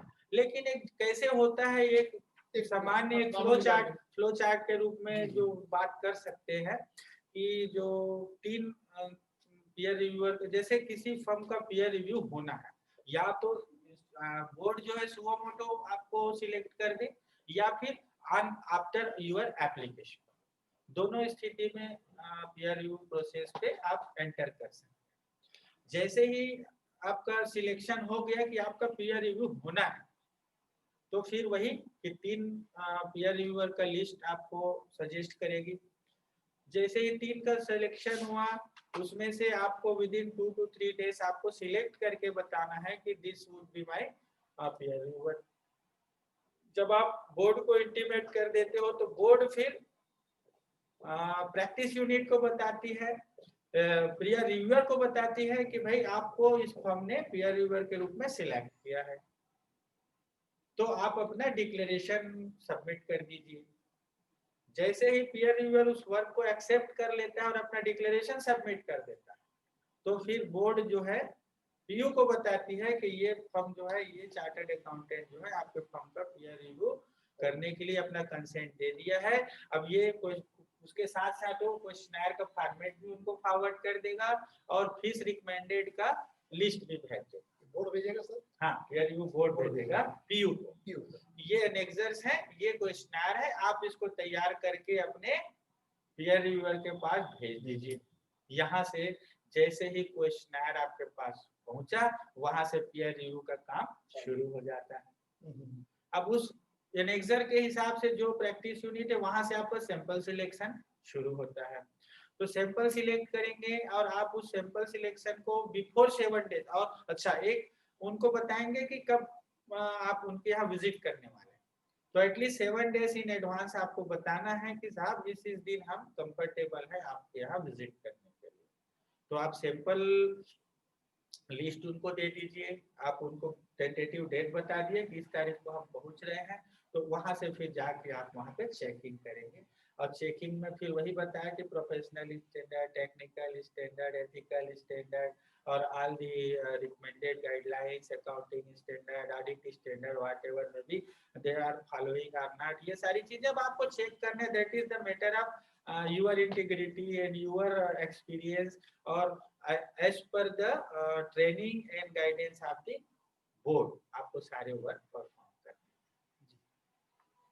Sir ये सिलेक्शन जैसे करना है, पीयर रिव्यू का जो काम मिला है कोई प्रैक्टिस यूनिट्स का, जो क्लाइंट को जो सिलेक्ट करेगा उनके, तो उसका कोई बेसिस सर मतलब क्या क्या बेसिस होते हैं, जैसे एक तो टर्नओवर बताया आपने, और उसके अलावा क्या क्या चीज हो सकती है सर इसमें? नहीं, एक तो टर्नओवर तो जैसे बोला कि जो हाईएस्ट टर्नओवर है उसको तो आपको सेलेक्ट करना ही करना। उसके अलावा क्या हो सकता है? और सर देखिए अब यहाँ पे बहुत सारी चीजें हैं कि एक जो प्रैक्टिस यूनिट है कई तरह के सर्विसेज एश्योरेंस सर्विसेज दे सकती है और कई तरह के बिजनेस हाउसेस को एश्योरेंस सर्विसेज दे सकती है। अदरवाइज जो बैंकिंग वालों को भी दे सकता है, इंश्योरेंस वालों का भी काम कर सकता है, ट्रेडिंग यूनिट का भी कर सकता है, मैन्युफैक्चरिंग का कर सकता है, और एक्सट्रैक्शन यूनिट का भी कर सकता है, माइनिंग वालों का भी कर सकता है, बहुत सारे अलग अलग फील्ड है। अब पता चला कि हर तरह के लोगों को वो एश्योरेंस सर्विसेज को प्रैक्टिस यूनिट दे रहा है, तो आपकी कोशिश ये होनी चाहिए कि एवरी टाइप ऑफ जो to whom the practice unit is giving services, तो वो उनका एक एक सैंपल आपके पास पहुंच जाए। और कंपलसरी में तो दो चीजें आपको पहले ही बता दिया, हाईएस्ट टर्नओवर आपको सिलेक्ट करना ही करना है और टेंडर में से एक न एक आपको लेना है। अब ये हो गया सर, अगर इसको और एलोबरेट करूं तो जैसे हम नॉर्मल ऑडिट में करते हैं सर सब्सटेंटिव प्रोसेस, तब ये इतना सैंपल मैंने ले लिया है, मेरा सब्सटेंटिव प्रोसेस है, लेकिन इसमें मुझे कुछ लगा कि नहीं यार मुझे अपने लेवल और स्कोप ऑफ चेकिंग बढ़ाना चाहिए, तो then I go further for substantive process. तो वहां पर भी आपने जो सैंपल लिस्ट दिया है उसमें भी आप एडिशन डिलीशन कर सकते हैं depending upon your substantive process. हो सकता है कि आपने 15 सिलेक्ट किया हो और सब्सटेंटिव प्रोसेस में 2-3 को चेक करने के बाद लगा नहीं यार एवरीथिंग इज गोइंग राइट, तो आप उसको 15 को 10 भी कर सकते हैं, तो सर ये 5 को मेरे को और नहीं देखना, ये 10 में मेरा काम दैट में आल्सो भी पॉसिबल। सर छोटे क्लाइंट को भी कवर कर सकते हैं? बिल्कुल बिल्कुल सर, यहाँ पे कोई रेस्ट्रिक्शन या कोई डिमार्केशन नहीं है। मतलब पता चला कि जिसका 2 लाख का टर्नओवर वाला कोई ट्रेडिंग यूनिट भी है तो आप उसको भी सिलेक्शन में ले सकते हो और लेना भी चाहिए सर। नॉर्मली क्या होता है कि पीयूष जो है छोटे क्लाइंट को फॉर ग्रांटेड लेती है, उनकी डॉक्यूमेंटेशन और ये सारी चीजों में लेकिंग रहता है, तो डेफिनेटली उनको तो लेना ही चाहिए, मेरा पर्सनल व्यू है भाई।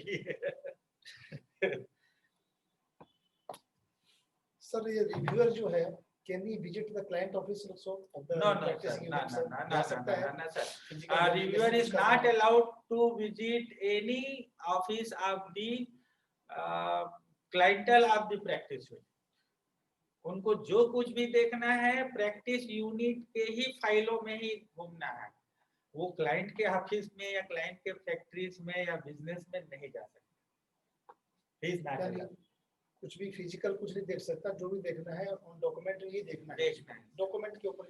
even also sir he can not take abstract of that particular file, उसको सिर्फ देखने की राइट है, चाहे तो इसमें ये चीजें मिली है वो नोट कर ले कि इसमें ये डेफिशिएंसी वो सारी चीजें, लेकिन किसी का फोटो या एब्स्ट्रैक्ट या photocopy he can not take. He has signed a declaration of fidelity and confidentiality। Exactly। कि मतलब वो किसी के क्लाइंटल के इंफॉर्मेशन को लाके ना यूज कर सकता ना किसी थर्ड पर्सन के साथ शेयर कर सकता, otherwise he would be under the disciplinary process.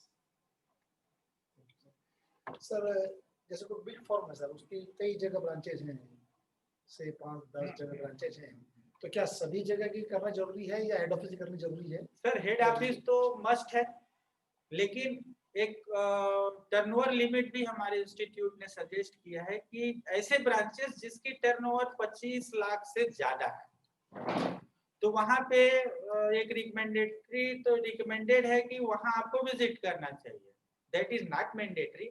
आप चाहें तो वहां के जो ब्रांच इंचार्ज जो चार्टर्ड अकाउंटेंट है उनको वहां का सैंपल आप भेज दीजिए कि आप ये 3 या 2 या 1 जो भी आपके क्लाइंटल है उनकी वर्किंग फाइल, डॉक्यूमेंट फाइल, ये सब आप permanent file plus working file, ये जो डॉक्यूमेंटेशन आप किए हैं वो लेके आ जाइए, यहाँ पे हमको उसको देखना है। तो वैसा भी कर सकते हैं, चाहे तो विजिट भी करते हैं, लेकिन 25 लाख से ऊपर जिस ब्रांच का टर्नओवर है वहाँ के सैंपल सिलेक्शन होना ही चाहिए, होना चाहिए। सर रिपोर्टिंग स्टेज में क्या होना चाहिए, रिपोर्टिंग के बारे में किस टाइप से रिपोर्टिंग होनी चाहिए? सर हाँ बिल्कुल अच्छी बात है सर। आप जैसे एक जब हम सामान्य as a chartered accountant sir, अगर एज ए रिव्यूअर क्या है, अगर कंपैरिजन करो सर तो जैसे मैं अपनी अटैच फंक्शन, अपनी ऑडिट फंक्शन या जो एश्योरेंस सर्विसेज में जब प्रोवाइड करता हूँ as a chartered accountant, as a chartered accountant firm, वैसे ही मान के चलिए कि आपका रिव्यू प्रोसेस या रिव्यू बहुत सारे जो हमारी technology and techniques and technical standard which is applicable as a chartered accountant for auditing any my clientele may be also be applicable to peer reviewer also while he is doing the peer review work of any PU. तो वहां पे sir किस चीज के बारे में अपन बोल रहे थे? Reporting stage. तो रिपोर्टिंग सर उसी तरीके से होती है जब कंक्लूजन के स्टेज में रहता हूँ, तो वहां पे भी मैं कई बार ऐसा होता है कि मेरी अदरवाइज फाइंडिंग निकल रही है या कहीं कहीं पे मुझे उसमें नेगेटिव चीजें मिली हुई है, तो मैं क्या करता हूँ कि एक बार मैनेजमेंट को मीटिंग करता हूँ कि साहब आपके चीजों में, या ड्राफ्ट रिपोर्ट उनको देता हूँ कि ये चीजें मुझे डेफिशिएंट लग रही है, इसके बारे में अगर आपको कोई जानकारी हो या इंफॉर्मेशन हो तो मुझे सबमिट कीजिए। Same thing is also here कि एज ए पीयर रिव्यूअर जब आपका काम कंप्लीट हो जाता है तो, और अगर आप उनके पीयू के जो कार्य प्रणाली है, उनकी वर्किंग है with respect to professional standard, technical standard, ethical standard, all those things, अगर आप सेटिस्फाइड नहीं हो तो उनको आप अपना प्रिलिमिनरी रिपोर्ट जो है आप पीयू को दें। प्रिलिमिनरी रिपोर्ट में जो भी डेफिशिएंसीज है आप उनको जस्टिफिकेशन कॉल करो। तो प्रिलिमिनरी रिपोर्ट के बाद जब वो पीयू आपको जस्टिफिकेशन देता है और उस जस्टिफिकेशन से आप सेटिस्फाइड हो जाते हैं कि हाँ इनका जो बताया हुआ चीज लॉजिकली सही है, कि मैं मान गया, समझ गए, then you can issue a clear report, final report. तो उस स्थिति में आप फाइनल रिपोर्ट उनको सबमिट कर देंगे। और या फिर आपके पीयर रिव्यू के प्रोसेस में सभी चीजें on spot fair and proper मिली आप, तब भी आप उनको फाइनल रिपोर्ट डायरेक्ट इशू कर सकते हैं, no need to issue preliminary. This is all reporting. Sir मान लीजिए आपने रिपोर्ट फेवर में नहीं दी या कुछ डिफिशिएंसी है उसमें, तो उस केस में प्रैक्टिस यूनिट क्या करे? मतलब आप रिपोर्टिंग जब करेंगे तो उसको सर्टिफिकेट तो मिलेगी नहीं, तो क्या दोबारा पीयर रिव्यू के लिए वो कॉल करेगा या बोर्ड उसको कॉल, मतलब नहीं सर, जब नहीं आप जब आप अगर नेगेटिव रिपोर्ट देते हो, नेगेटिव रिपोर्ट अगर आप देते हो तो नेगेटिव रिपोर्ट कहाँ पहुंच गई? बोर्ड के पास पहुंच गई। अब वहां पे आपका और पीयू का रोल खत्म होगा। पीयर रिव्यू बोर्ड को डिसाइड करना है कि वो आपको चाहे तो फर्दर 6 महीने के अपॉर्चुनिटी दे सकती कि 6 महीने के बाद आपकी ये सारी चीजों को कंप्लायंस एक बार फिर से चेक किया जाए।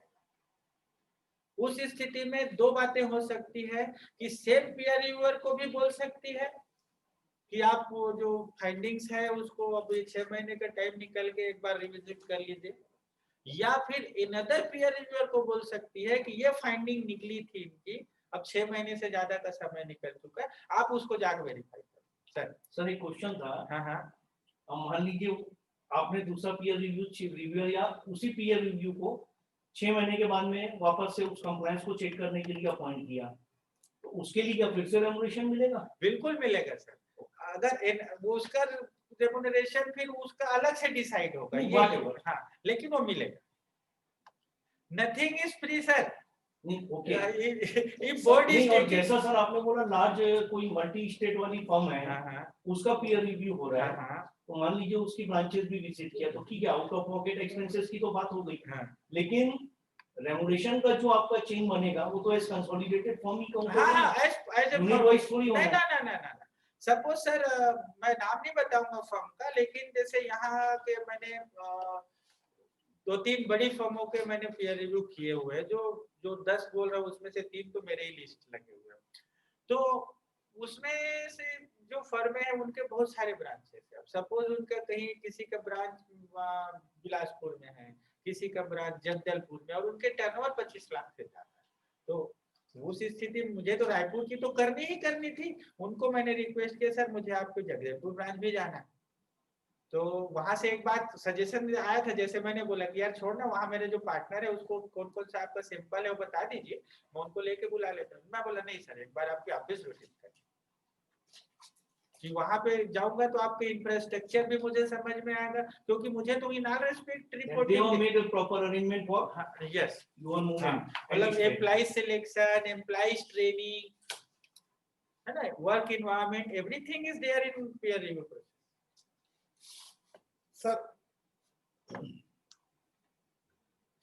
सेकंड जो रिव्यू होगा सर, वो क्या जितना शॉर्टफॉल था या जितनी डिफिशियंसी थी उसी के ऊपर होगा, लिमिटेड स्क्रूटनी होगी, लिमिटेड या मतलब वो फिर से मतलब अपने हिसाब से रिव्यू करेगा, नया रिव्यू आएगा और फिर से मतलब वो 10 दिया थे 20 पॉइंट देके निकाल देंगे सर, वो मतलब अदरवाइज शब्दों में बोलूं सर सामान्य भाषा में, तो review of that review report बस लिमिटेड लिमिटेड स्क्रूटनी की जो रिपोर्ट में scope जो of was fixed. हाँ कि scope is fixed up to that finding of the peer review process previously done.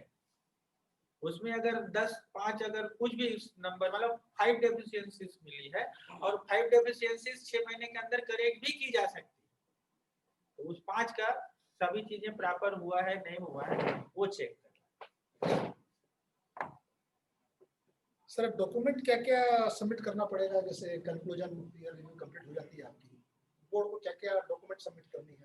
Sir वो तो एक लंबी लिस्ट है सर, लेकिन फिर भी आपको मैं बेसिक बता देता हूँ। एक तो जो एनेक्सर 1 और annexure 2 part A part B, ये सारे फॉर्मेट्स जो हमारे इंस्टीट्यूट के पीयर रिव्यू बोर्ड के द्वारा फॉर्मेट फिक्स्ड है, उस फॉर्मेट में आपकी रिपोर्टिंग पीयू से लेना है जी। और उसके बाद वो तो आपको आगे भेजना ही भेजना है। मीनवाइल आपने कोई प्रिलिमिनरी रिपोर्ट इधर इशू की थी, उसको भी भेजना है। प्रिलिमिनरी रिपोर्ट का जो जवाब आया था वो भी आपको भेजना है। आपके सिलेक्शन ऑफ सैंपल साइज का बेसिस जो है वो भी आपको भेजना है कि मैंने इतने सैंपल सिलेक्ट किया और this is my basis for selection of sample, ये सारी भेजना है। उसके बाद आपको अपनी फाइनल रिपोर्ट भी आपको सबमिट करनी है। और साथ में मैक्सिमम केसेस में इंस्टीट्यूट आपका पेमेंट ऑफ रेम्युनरेशन का प्रूफ भी मांगती है। ऐसा नहीं है कि प्रधान साहब मेरे बहुत अच्छे मित्र हैं तो चलो सर मैं तो आपका काम कर दिया, मुझे फीस मत देना, लेकिन इंस्टीट्यूट बोलती है ऑनरेडी या फ्री ऑफ कास्ट कोई काम नहीं होगा। वैसे भी जितनी वर्किंग इसमें करनी है बहुत उस हिसाब से ऑनरेरी वर्डी इसका प्रॉपर है, ऑनरेरियम फीस के हिसाब से तो आप कर ही नहीं पाएंगे। लेकिन उस ऑनरेरियम पेमेंट की भी प्रूफ सबमिट करनी पड़ती बहुत सारे केसेस में, मतलब वो चेक या बैंक में जो आपका आरटीजीएस आया उसकी फोटोकॉपी भी भेजनी पड़ती है। सर वो तो बाद में आता है वो पेमेंट, मतलब इन एडवांस भी मंगा लेती रिपोर्ट। मतलब देखिए क्या होता है, आपने रिपोर्ट, आपका काम है रिपोर्ट भेजना, whether it is clean report whether it is qualified report. Okay, report आपने इशू कर दिया, आपका काम फिनिश, आपकी ऑनरेरियम पक्की, ठीक है सर। तो उस स्थिति में इंस्टीट्यूट ये करती कई बार, क्योंकि अब उसके बाद जब आपने सारी चीज सबमिट कर दिया रिव्यूअर ने, तो फिर अगली बार जब बोर्ड बैठेगी तभी तो सर्टिफिकेट इशू करने का डिसीजन होगा। That would be minutised meeting. जो अगली बोर्ड की मीटिंग होगी उसमें आपका पूरा रखा जाएगा। पहले तो जैसे ही हम सबमिट करते हैं सर, अगर मैं ऑफिशियल प्रोसेस अगर सामान्य भाषा में बताऊं तो हमारे पीयर रिव्यू बोर्ड में भी सेक्रेटरीज वर्क करते हैं। मेरे काउंसिल मेंबर जो चेयरमैन है, वाइस चेयरमैन, वो तो वहाँ बैठने वाले हैं नहीं, वो तो समय समय पे जब जरूरत है तभी मिलेंगे। तो ओवरऑल काम तो ऑफिस स्टाफ के भरोसे होना है, तो एक सेक्रेटरी है इंचार्ज, सेक्रेटरी के अंडर में फिर असिस्टेंट सेक्रेटरीज हैं और अदर ऑफिस स्टाफ्स हैं। तो वो सारे हमारे पीयर रिव्यू बोर्ड के जो फॉर्मेट और रिपोर्टिंग और ये सारी चीजों कंपाइलेशन का काम करते हैं। जैसे ही मैं रिपोर्ट सबमिट करूंगा तो everything is in proper format और प्रॉपर सीक्वेंस में है कि नहीं, वो सारी चीजें वो एक बार मिला लेंगे। अगर मेरी फॉर्मेट क्या होता है 2 महीने 3 महीने 6 महीने रिवाइज भी होते रहते फॉर्मेट, पता चला कि 1 महीना पहले फॉर्मेट रिवाइज हुआ है और मैंने पुराने वाले फॉर्मेट में रिपोर्ट भेज दिया, तो फिर वहां से क्वेरी आती, सर आपका जो फॉर्मेट है ओल्ड है, आप न्यू फॉर्मेट में भेजिए। तो फिर ये तो वो आपको कोई भी पीयर रिव्यू शुरू करने से पहले एक बार पीयर रिव्यू बोर्ड के साइट में जाना ही चाहिए। सारे एनेक्सर को एक बार मैच करना ही चाहिए, उसका डेट आप इशू चेक करना चाहिए। आपके क्या है, हर कप जो सॉफ्ट कॉपी है, हर सॉफ्ट कॉपी में डेट आप उसका रहता ही है, तो वो किस डेट का बना हुआ आप यूज कर रहे हो और किस डेट का वहां पे डला हुआ है वो तो मिला लो, तो आप क्लियर हो जाएगा कि फॉर्मेट पूरा नहीं है कि नया। तो वो सारी चीजें मिलाने के बाद सब सारी चीजें अप टू डेट हो गई, इन प्रॉपर कंप्लायंस, वो आपके सारी चीज सबमिट हो गए, तब वो बोर्ड की मीटिंग में पुट अप होता है, अदरवाइज मीटिंग में भी पुट नहीं होता। पता चला वो 2 महीने ऐसे पेंडिंग पड़ा रहेगा आपके कंप्लायंस के। तो जिसको फास्ट चाहिए, जल्दी से जल्दी चाहिए, तो उनको सारी चीजें एक एक चीज सोच समझ के और प्रॉपर मैनर पे सबमिट करना चाहिए, जिससे कि कोई क्वेरीज ना आए, और जैसे ही अगला मीटिंग हो तुरंत वो सबमिट हो जाए और आपका जल्दी से जल्दी पीयर रिव्यू सर पीसी का भी एडवांटेज रहेगा इसमें जी, यू का भी एडवांटेज रहेगा ना, जल्दी उसको सर्टिफिकेट। एक क्वेश्चन आ रहा सर शायद देखें। जी जी जी, देखो तो क्वेश्चन आ रहा है, उसमें क्वेश्चन बाद में do we have to post membership number and कुछ आ रहा है चैट में, देखो क्या है चैट। अच्छा अटेंडेंस के लिए लिखा है शायद, वैसा कुछ डालना है क्या इसमें compulsion? Do we have to post membership number and name here? ठीक है चलो हो गया वो, या दूसरे ने जवाब दे दिया, वो अटेंडेंस के पर्पस का था। मुझे ऐसा लगा कि इससे रिलेटेड क्वेश्चन है, उसको अपना रखो ना उसको चैट बॉक्स को। सर मान लीजिए पीयर रिव्यूअर और प्रैक्टिस यूनिट्स के बीच में कुछ डिस्क्रिपेंसी जो ओपिनियन होता है, वो बोलता है ये सही है, वो बोलता है वो सही है, देन इन दैट केस क्या सर सॉल्यूशन क्या? Sir in that case board के पास ही इसके लिए अपील हो सकती है। सपोज कि कॉन्फ्लिक्ट ऑफ ओपिनियन हो सकता है सर, और सबसे पहली चीज, एक अच्छी चीज हमारे पीयर रिव्यू मैनुअल में और हमारे पीयर रिव्यू बोर्ड ने और स्टेटमेंट ऑफ पीयर रिव्यू में एक अच्छी चीज कही गई है कि पीयर का मतलब, जैसे मैं पहले ही एक्सप्लेन किया, आपका समकक्ष, साथी नहीं सर, समकक्ष हो सकता है सर कि जो 10 साल का प्रैक्टिसिंग चार्टर्ड अकाउंटेंट जो अभी अभी पीयर रिव्यूअर बना है, वो 30 साल के प्रैक्टिसिंग पीयू का पीयर रिव्यू करने जा रहे हैं, लेकिन दे आर सब इक्विवेलेंट क्वालिफिकेशन, क्योंकि दे आर अलग चाहिए। तो वहां पे सर जब वो काम जब होता है, तो उस स्थिति में इंस्टीट्यूट ने बोला हुआ है कि आपको उनकी जो प्रोफेशनल जजमेंट है उसको चैलेंज नहीं, क्योंकि सर एक जैसे डिफरेंट केसेस आते हैं और हम इनकम टैक्स या दूसरी जगहों पे जब हम सबमिट करते हैं, तो मेरा ओपिनियन या मेरा ड्राफ्टिंग अलग हो सकता है, आपके ओपिनियन आपकी ड्राफ्टिंग अलग, सबकी अपनी अपनी व्यूज होते हैं और उस हिसाब से चीजों को प्ले करते हैं।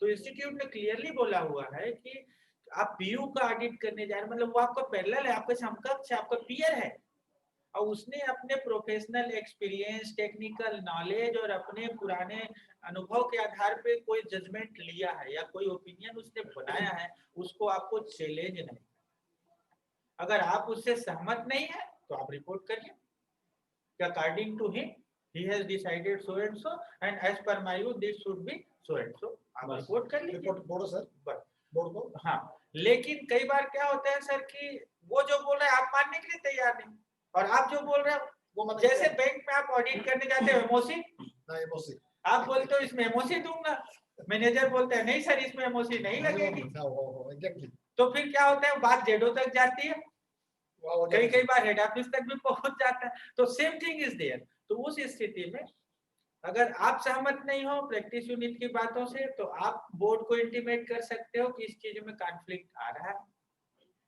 और पीयर रिव्यू फर्म जो है, पीयू जो है, अगर आपसे सहमत नहीं है तो वो भी बोर्ड के पास जा सकता है, अप्लाई कर सकता है कि इन दिस पर्टिकुलर मैटर मतलब peer reviewer is not satisfied with my working और माय ओपिनियन, तो फिर वहां पे बोर्ड डिसाइड करेगी। उसके बाद भी फिर आईटीएटी, अदरवाइज उसके बाद पीयर रिव्यू बोर्ड ने जो जजमेंट दिया, कौन से, उससे भी अगर मेरा पीयू सेटिस्फाइड नहीं है तो मेरे सेक्रेटरी को अप्लाई कर सकता है, आईसीआई सेक्रेटरी। फिर वो सेक्रेटरी का जो अथॉरिटी होगा और जिसके साथ डिस्कशन होगी वहां से फिर सेक्रेटरी या काउंसिल? एड्रेस सेक्रेटरी को करना है, फिर वो काउंसिल में जो भी उनका प्रोसेस होगा वो उन लोग वहाँ जो भी डेजिग्नेटेड उनकी कमेटी होगी वो डिसाइड करेगी। हाँ, वो अल्टीमेटली सीसी काउंसिल के पास ही जाएगा वो। यानी सेटलमेंट होगा कुल मिलाकर? सेटलमेंट जरूरी नहीं है सर, बोला जाएगा पीयू यू आर गिल्टी और योर ओपिनियन इज रॉन्ग, मतलब या फिर रिव्यूअर को बोलेगा कि नहीं your judgement is wrong. Case set aside होगा सर? हाँ? या तो केस सेट असाइड होगा या जजमेंट दिया जाएगा? या तो हेल्ड होगा हाँ। या सेट असाइड। अपने अपने भाषा में बात करें। सर मैं डॉक्यूमेंटेशन पे आ रहा हूँ। हाँ। सर अपने कौन सा वर्किंग पेपर मेंटेन करना चाहिए in case of peer review sir, reviewer को? यस, बहुत अच्छा सवाल है सर। अच्छा, अदरवाइज अब मैं आपसे क्वेश्चन करता हूँ sir, you are service provider also, और आप जो है एश्योरेंस सर्विसेज तो कई सालों से दे रहे हैं, मुझे अच्छे से मालूम है। Sir what is your procedure to document your working paper? हाँ सर। तो वैसे ही चीज यहाँ पर भी है सर, जो भी आप कॉरेस्पॉन्डेंट, जैसे हम बोलते हैं ना एक सामान्य ऑडिट की प्रक्रिया में हम क्या करते हैं कि वेरी अपॉइंटमेंट से लेके स्कोप, अपॉइंटमेंट और सारी कॉन्फिडेंशियलिटी सारी चीजें तो वहाँ भी एप्लीकेबल है, सारी डॉक्यूमेंटेशन मुझे करनी है। सेम थिंग इज देयर कि जो कॉरेस्पॉन्डेंस मेरा बोर्ड के साथ हुआ है, जो पीयू के साथ मेरे जो कॉरेस्पॉन्डेंस हुआ है, जो मैंने सैंपल सिलेक्शन किया है, क्या मेरा basis of selection of sample है, उसके बाद मैंने सिर्फ सब्सटेंटिव प्रोसेस में मेरा काम हो गया तो उसका भी आपके पास डॉक्यूमेंटेड होना चाहिए। और सपोज आपके सब्सटेंटिव प्रोसेस से आप सेटिस्फाइड नहीं, आप कंप्लायंस में चले गए, तो फिर क्यों आपको कंप्लायंस में जाना पड़ा वो भी आपका डॉक्यूमेंटेड होना चाहिए। और उसके बाद आपने स्कोप ऑफ चेकिंग कितना इनहांस किया, मतलब everything which justified your working with that particular assignment, they must be documented in your working. Substantial checking में तो पूरा डिटेल में जाएगा। हाँ, सब्सटेंटिव चेकिंग में मतलब डिटेल का मतलब ये हुआ सर कि सब्सटेंटिव प्रोसेस में आप किन किन को पूरा थारो चेक किया। ओके। तो किन किन को थारो चेक किया और उसमें आपको कोई लेकुना डेफिशिएंसी क्या मिली, दैट मस्ट बी डॉक्यूमेंटेड, और रिटन डॉक्यूमेंट या सपोर्टिंग कुछ मिलता है वो आप उसमें लगाइए एवरीथिंग। दूसरा वाला मतलब पहले वाले सर ये सब्सटेंटिव और कंप्लायंस प्रोसेस तो हमारा एबीसीडी है सर, अगर एज एन ऑडिटर कंप्लायंस। हाँ सर, सिंपल सर ये चीज में बहुत ज्यादा कंफ्यूजन भी होता है, ठीक है, लेकिन सब्सटेंटिव प्रोसेस वो होता है सर, नहीं सब्सटेंटिव प्रोसेस का मतलब सिंपल सैंपल सिलेक्शन और उसके सामान्य ओवरव्यू। वहां पे अगर आप संतुष्ट हो तो अपने सैंपल साइज को आप ज्यादा चेंज नहीं करते, लेकिन जो सैंपल आपका है वहां पे आपको डाउटफुल चीजें मिल रही हैं, कहीं पे आपको लग रहा है कि नहीं यार इतने में मेरे को चीजें क्लियर नहीं हो रही, मुझे और डिटेल में जाना। जब आप डिटेल में घुसते हो तो that is called compliance process, मतलब कंप्लीट स्क्रूटनी। हाँ, कंप्लीट, हाँ, limited scrutiny and complete scrutiny, that is the proper word. Sir अब अपने वर्किंग पेपर को सर इसका टाइम ड्यूरेशन कितना है जो अपन कब तक रखें इसको संभाल के? सर नॉर्मली तो हमको जब तक के आपके द्वारा किया हुआ पीयर रिव्यू का जो टाइम फ्रेम है जनरली 3 से 4 साल के लिए होता है, अलग अलग लेवल ऑफ पीयू का, तो एटलीस्ट उतने दिन तक के तो हमारे पास वो वर्किंग पेपर रहने ही चाहिए। और इन केस अगर आप और आगे भी अगर रख सकते हैं 2 साल 5 साल 7 साल तो वो भी रहना चाहिए। कई बार चीजें कभी कभी ऐसा भी होता है कि डिसिप्लिनरी डायरेक्टरेट में भी पीयर रिव्यू की चीजों को हर रेफरेंस पर, नॉट फॉर एनी डिसीजन देखा जा सकता है। तो 3 साल 4 साल का जो पीरियड है उतना तो आपको रखना ही चाहिए। उसके अलावा सर मेरा ओपिनियन है कि अगर कोई केस बोर्ड में गया है कंप्लीट ओपिनियन के लिए, उस केस में जजमेंट आने तक देखो, अगर कंप्लीट ऑफ ओपिनियन तो अलग चीज हो गया। नॉर्मल केस में जब तक के आपको सर्टिफिकेट मिली है तब तक के तो आपके पास आपको डॉक्यूमेंट रहना ही चाहिए। ठीक बात है सर। किस टाइप का रिकॉर्ड रखें प्रैक्टिस यूनिट्स जो मेंटेन करें सो दैट कि पीयर रिव्यू सेटिस्फाई करें? सर इसके लिए तो मैं सजेस्ट करूंगा, क्योंकि ये एक पूरा एक टॉपिक है जिस पे 2 घंटे की पूरी एक सेमिनार हो सकती है, that is sir standard on audit documentation. जो हमारा ऑडिट जो स्टैंडर्ड ऑडिट जो स्टैंडर्ड है ना, स्टैंडर्ड ऑन ऑडिटिंग प्रैक्टिस में जो है ऑडिट डॉक्यूमेंटेशन के ऊपर है। तो उस ऑडिट डॉक्यूमेंटेशन को पहले हमारे जो पीयूज हैं उसको पूरा फॉलो करना चाहिए। That is mandatory for all chartered accountant or practising form. तो ऑडिट डॉक्यूमेंटेशन में जो जो चीजें रिकमेंडेड है उतना तो हमको एटलीस्ट डॉक्यूमेंट करके रखना ही चाहिए। जैसे कि एकदम सामान्य भाषा में अपन बात करें सर, आपका अपॉइंटमेंट का प्रोसेस है, अगर कंपनीज का जो है तो कॉर्पोरेट का जो पूरे रूल्स रेगुलेशन फॉलो हुआ कि नहीं, जो फॉर्म सबमिट होना चाहिए वो हुआ कि नहीं, मिनिटाइज है कि नहीं है, बोर्ड में है ना, एजीएम में चीजें पास हुई कि नहीं, अप्रूव हुई कि नहीं, unjustified removal of previous auditor तो नहीं, ये सारी चीजों को तो अपने डॉक्यूमेंट करते हैं ना, चेक करते हैं, तो वो सारी चीजें होनी चाहिए। वैसे ही सामान्य आपका अपॉइंटमेंट है तो उनके द्वारा एक प्रपोजल लेटर आता है, फिर आप उनको लेटर देते हो कि आपके ऑडिट मुझे लेने में कोई आपत्ति नहीं है, फिर आप प्रीवियस ऑडिटर से कम्युनिकेशन करते हो, सारी चीजें हैं। उसके बाद आपके स्कोप ऑफ वर्क का डिसीजन होता है कि उन लोगों से और आपकी मीटिंग के बाद एक स्कोप ऑफ वर्क जो है डिसाइड होगा, दोनों पार्टीज के द्वारा साइन होगा, उसके बाद ही आप आगे अपने काम करेंगे। तो all those things must be documented. लेकिन क्या होता है सर, जब अपन रूटीन में रहते हैं ना, बहुत सारी चीजें छूट जाती है और यही हमारे लिए कड़वी घूर बन जाती कई सिचुएशन। हमने तो सामान्य तरीके से अरे यार चलता है जाने दो, लेकिन जब कभी कोई मैटर ऑफ इंक्वायरी हो तो रिकमेंडेड तो है ये चीजें हमारे पास होने, लेकिन ये कौन ध्यान देता है करके आपने भूल गए, तो वो चीजें वहां पे आपके लिए नेगेटिव पॉइंट। इसीलिए डॉक्यूमेंटेशन में कभी भी नहीं चाहिए। मैक्सिमम ज्यादा डॉक्यूमेंट रखने में बुराई तो नहीं है, लेकिन कम होने से कभी भी आप समस्या में पड़ सकते। सर एक मिनिमम क्या क्या डॉक्यूमेंट है मिनिमम, जैसे सर मेरे हिसाब से पार्टनरशिप डीड है या नहीं सर वो नहीं सर, वो तो फिर वर्किंग फाइल की बात हो गई, एक परमानेंट फाइल एक वर्किंग फाइल। परमानेंट फाइल में आपका फर्म का रजिस्ट्रेशन का अगर कोई डॉक्यूमेंट है वो रख लिए, उसके डायरेक्टर या पार्टनर के डिटेल्स आप उसके पैन नंबर, उसके जो डिटेल है वो रख लीजिए, उसके डीड है तो डीड की कॉपी रख लीजिए, कंपनी है तो एमओए का कॉपी रख लीजिए, ये परमानेंट फाइल की पार्ट है। उसके बाद जो वर्किंग फाइल है जो साल दर साल आपकी चेंज होंगे, इस साल का मेरा वर्किंग। अच्छा सर एक बात और पूछना चाहता था मैं, ये अगर सॉफ्ट फॉर्म में भी रहे तो क्या दिक्कत है? No no no not at all, कोई दिक्कत नहीं सर। आज मेरा ये परमानेंट फोल्डर है, इसमें ये चीजें हैं सर, वो अगर उसको देख लिया और इन ऑर्डर एक अच्छी चीज बता रहा हूँ, एक अच्छी चीज बता रहा हूँ, इस पे हमारी बहुत सीरीज ऑफ सेमिनार हमारे आईसीआई ने किया था जब शुरू लॉकडाउन पीरियड में, कि जो अपन क्लाउड ऑफिस के बारे में। एक बहुत बड़ी फर्म है सर बेंगलोर की, कोई ऑफिस में कोई सीए नहीं दिखता, वो क्लाउड में ही पूरा काम होता है, मतलब जो भी पेपर है जो भी डॉक्यूमेंट है क्लाउड में ही चलता है। बस ऐसी मतलब क्लाइंट से भी पेपर क्लाउड में आएगा और आपका भी चीज क्लाउड में जाएगा। तो वहां पे आपको चीजें संभालनी है, फाइल बनानी है, सबकी जरूरत नहीं है। पर्टिकुलर आईडी में जाइए, आपको सारी चीजें वहां पेपरलेस हो गई, पेपरलेस ऑफिस।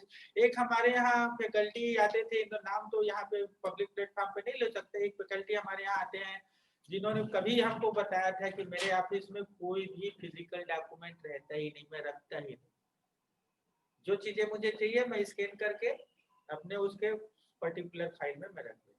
तो मेरे ऑफिस में आपको फाइल नहीं मिलेगी, मेरे रेफरेंस बुक्स मिलेंगे, मेरे टेबल शेयर मिलेगा, मेरा सिस्टम मिलेगा, दैट्स। तो ऐसे भी हैं और soft copies permitted it everywhere. Paperless हो गया आपके तो सर सेंसिटिव डॉक्यूमेंट तो डिजी लॉकर बन गया, आपका पेन है, आपका आधार है, सब तो डिजी लॉकर है। सर डॉक्यूमेंटेशन को ये क्या समझे, sir quality control policy properly follow हो रही है ये मान के चले? नहीं डॉक्यूमेंटेशन से सर रखा है। हाँ सर डॉक्यूमेंटेशन ये मान के चले कि हमको बेसिकली क्वालिटी कंट्रोल प्रोसेस को ही पहले हमको देखना है सर। उसमें आपको 3-4 चीजें आपको ज्यादा समझना है सर। रिपोर्टिंग के प्रोसेस तो बाद में है, पहले ये है कि आप जो एश्योरेंस सर्विसेज जो प्रोवाइड कर रहे हो अपने क्लाइंटल को, उसमें आप क्वालिटी कंट्रोल कैसे कर रहे हैं। आपके जो स्टाफ है उनकी रिक्रूटमेंट कैसे करते हो, स्टाफ को आप डेलीगेट कैसे करते हो कि कौन से लेवल का स्टाफ मेरा क्या क्या काम करेगा। उसके बाद आपके स्टाफ की ट्रेनिंग की प्रोसेस क्या है कि उसको समय समय पे अपडेट अपग्रेड कर दे। जैसे एज ए चार्टर्ड अकाउंटेंट हम सेमिनार अटेंड करते हैं, कॉन्फ्रेंसेस अटेंड करते हैं, why we want to update and upgrade ourselves. वैसे ही आप अपनी स्टाफ को कैसे अपडेट अपग्रेड करते हो वो भी मैटर ऑफ कंसिडरेशन है, और उसके हिसाब से उन लोग वर्किंग करेंगे। तो ये सारी चीजें आपके इंटरनल कंट्रोल के पॉलिसीज हैं, वो आपको डॉक्यूमेंट के थ्रू भी मिलते हैं और पर्सनल जो डिस्कशन से वहां पे आपको समझ में आए।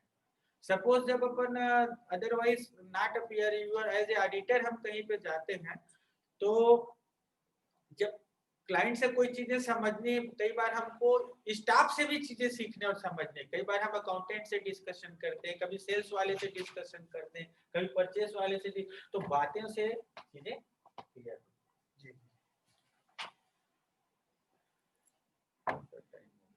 दो तीन क्वेश्चन और नहीं सर, ज्यादा नहीं सर, अब अच्छा सर, एक आध में खत्म करूं सर। सर क्लीन रिपोर्ट देने मतलब क्या सिग्निफाई करता है सर? ये पीयर रिव्यूअर क्लीन रिपोर्ट देता है किसी फर्म को सर, क्या वो signify जैसे करता जैसे है? आपको ये चीज मैंने पहले ही एक्सप्लेन कर दिया सर कि एक तो नेगेटिव रिपोर्ट और क्लीन रिपोर्ट, दो तरह की चीजें हो सकती हैं। तो क्लीन रिपोर्ट का मतलब ये है कि जो पीयर रिव्यू मैनुअल, जो हमारे स्टेटमेंट ऑफ पीयर रिव्यू और जो चीजें बताई गई हैं, जिन चीजों को मुझे देखना है, समझना है, प्रैक्टिस यूनिट की जो वर्किंग सिस्टम है वो प्रॉपर है कि नहीं, इसी की मुझे रिपोर्टिंग करनी है। तो सारी चीजें टू द प्लेस पाता हूँ, अप टू द मार्क पाता हूँ, तो मैं clean report as a peer reviewer उनको इशू कर देता हूँ। That is called clean report.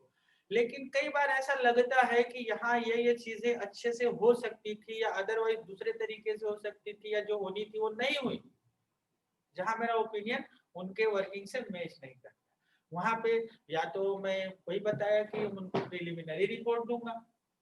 Preliminary report में अगर मुझे प्रॉपर जस्टिफिकेशन मिल गया तो फिर मैं क्लीन रिपोर्ट आगे इशू कर दूंगा, और अगर प्रॉपर जस्टिफिकेशन नहीं मिलता है या जस्टिफिकेशन मुझे सेटिस्फैक्टरी नहीं लगता जी, देन मैं अदरवाइज रिपोर्ट भी बोर्ड को भेज सकता। थैंक यू सर, आपने सारे क्वेश्चंस को बहुत ही अच्छे ढंग से इलाबोरेट किया, और मैं समझता हूँ कि जितने भी डाउट्स थे हमारे पार्टिसिपेंट्स के present here also and in the web page also, सबका डाउट क्लियर हो गया होगा। और भी किसी का कुछ डाउट हो तो हमारे वेबसाइट्स में जाके ICICI के रायपुर में आप हमको मेल कर दीजिए, हम आपका जवाब वापस आपको दे देंगे।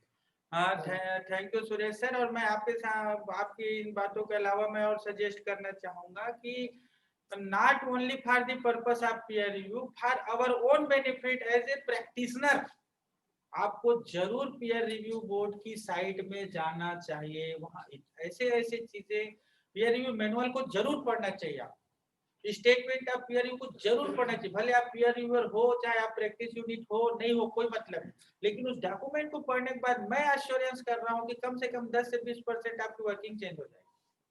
इतनी सारी चीजें आपको सीखने समझने को मिलेगा। तो जरूर सबसे मेरा रिक्वेस्ट है कि पीयर रिव्यू बोर्ड का जो साइट है वहाँ पे मैनुअल और FAQs और other statement on peer review दिए हुए हैं, आप उसको जरूर निकालिए, जरूर एक बार एक रीडिंग तो कीजिए, फिर आप मुझे बताइएगा, मेल के थ्रू बताइएगा कि आपको फायदा हुआ कि नहीं, आपको पर्सनल वर्क। सर एक क्वेश्चन लास्ट सर बोलिए बोलिए सर। सर आउटसाइडर लोग कैसे मालूम चलेगा कि ये फॉर्म पीयर रिव्यूड है या नहीं? सर उसमें है सर, आप साइट में जाइए। नहीं सर, आउटसाइडर बात कर रहा हूँ, अपन तो जान जाएंगे। तो sir site open for all है। अच्छा, पीयर रिव्यू बोर्ड की साइट ओपन फॉर ऑल है, कोई भी इंस्टीट्यूट ऑफ ICI की साइट ओपन फॉर ऑल है, वहां जाइए, पीयर रिव्यू बोर्ड की साइट, वहां से लिंक मिल जाएगा। वहां पे एक्सेल फॉर्मेट में सबसे बढ़िया बात, list of peer review form, okay, वहां से निकाल लेंगे जी।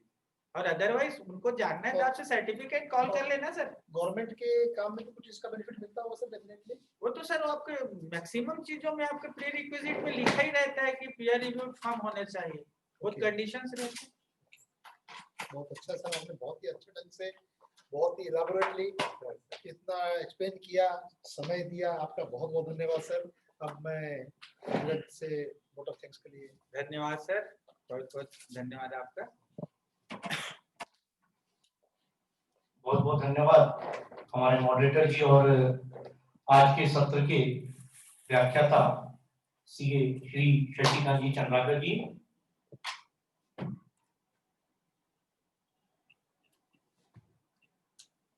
आज के इस जीवंत वार्ता सत्र में पीयर रिव्यू अवधारणा की आवश्यकता, इसके लिए जो पीयर रिव्यू के अपॉइंटमेंट है उसको क्या कार्य करना है, पीयर रिव्यू होने वाली जो प्रैक्टिसिंग यूनिट है उनको इसके क्या एडवांटेज हैं, और इससे संबंधित डॉक्यूमेंटेशन और जो प्रक्रिया है, रिपोर्ट कैसे देना है, रिपोर्ट का फॉर्मेट क्या है, सैंपल सिलेक्शन, रेमोनेशन, लगभग सभी एस्पेक्ट पर अपने एक दीर्घ प्रोफेशनल अनुभव को यहाँ पर चरितार्थ करते हुए हमारे मॉडरेटर श्री सुरेश जी अग्रवाल जी ने बहुत ही कम समय में लगभग सभी एस्पेक्ट को कवर करने का प्रयास किया और उससे संबंधित जो जानकारियां specially for newly chartered accountants, जो हो सकता है कि भाई इतने बड़े मॉड्यूल को पढ़े बिना पीयर रिव्यू की एक जो अवधारणा है उसको अपने छोटे छोटे अच्छे प्रश्नों के माध्यम से लगभग हमारे व्याख्याता जी से सुरेश जी ने आज यहाँ पर निकलवा ली। आपका बहुत बहुत धन्यवाद। इस सत्र में जितने लोग यहाँ पर वर्चुअल माध्यम से भी जुड़े उनका भी मैं सत्र में एक जीवंत पार्टिसिपेशन के लिए बहुत बहुत आभार व्यक्त करता हूं। और सत्र का समापन करें इसके पूर्व, जैसा कि हमारी परंपरा है, हालांकि शशि जी हमारे ब्रांच के एक ज्वेल हैं, लेकिन एक परंपरा है कि भाई जिसको हम एक अतिथि व्याख्याता के रूप में अपने यहाँ आमंत्रित करते हैं उनको एक स्मृति चिन्ह से सम्मानित करते हैं। तो उन्हें सम्मानित करने के लिए मैं अनुरोध करूंगा सुरेश जी से, और यहाँ पर इस सत्र में अभिषेक जी भी उपस्थित है, आपसे भी अनुरोध करूंगा कृपया मोमेंटो प्रदान करने के लिए साथ में स्टेज पर आए।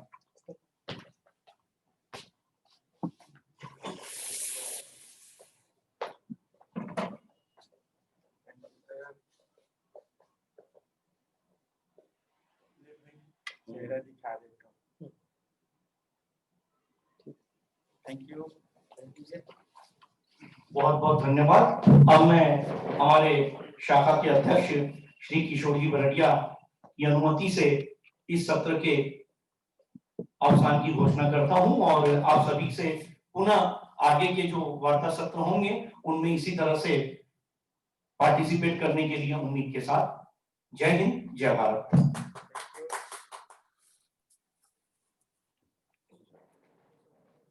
पूरा 2 घंटा प्रॉपर यूज हो गया, मजा आ गया। पूरा 2 घंटा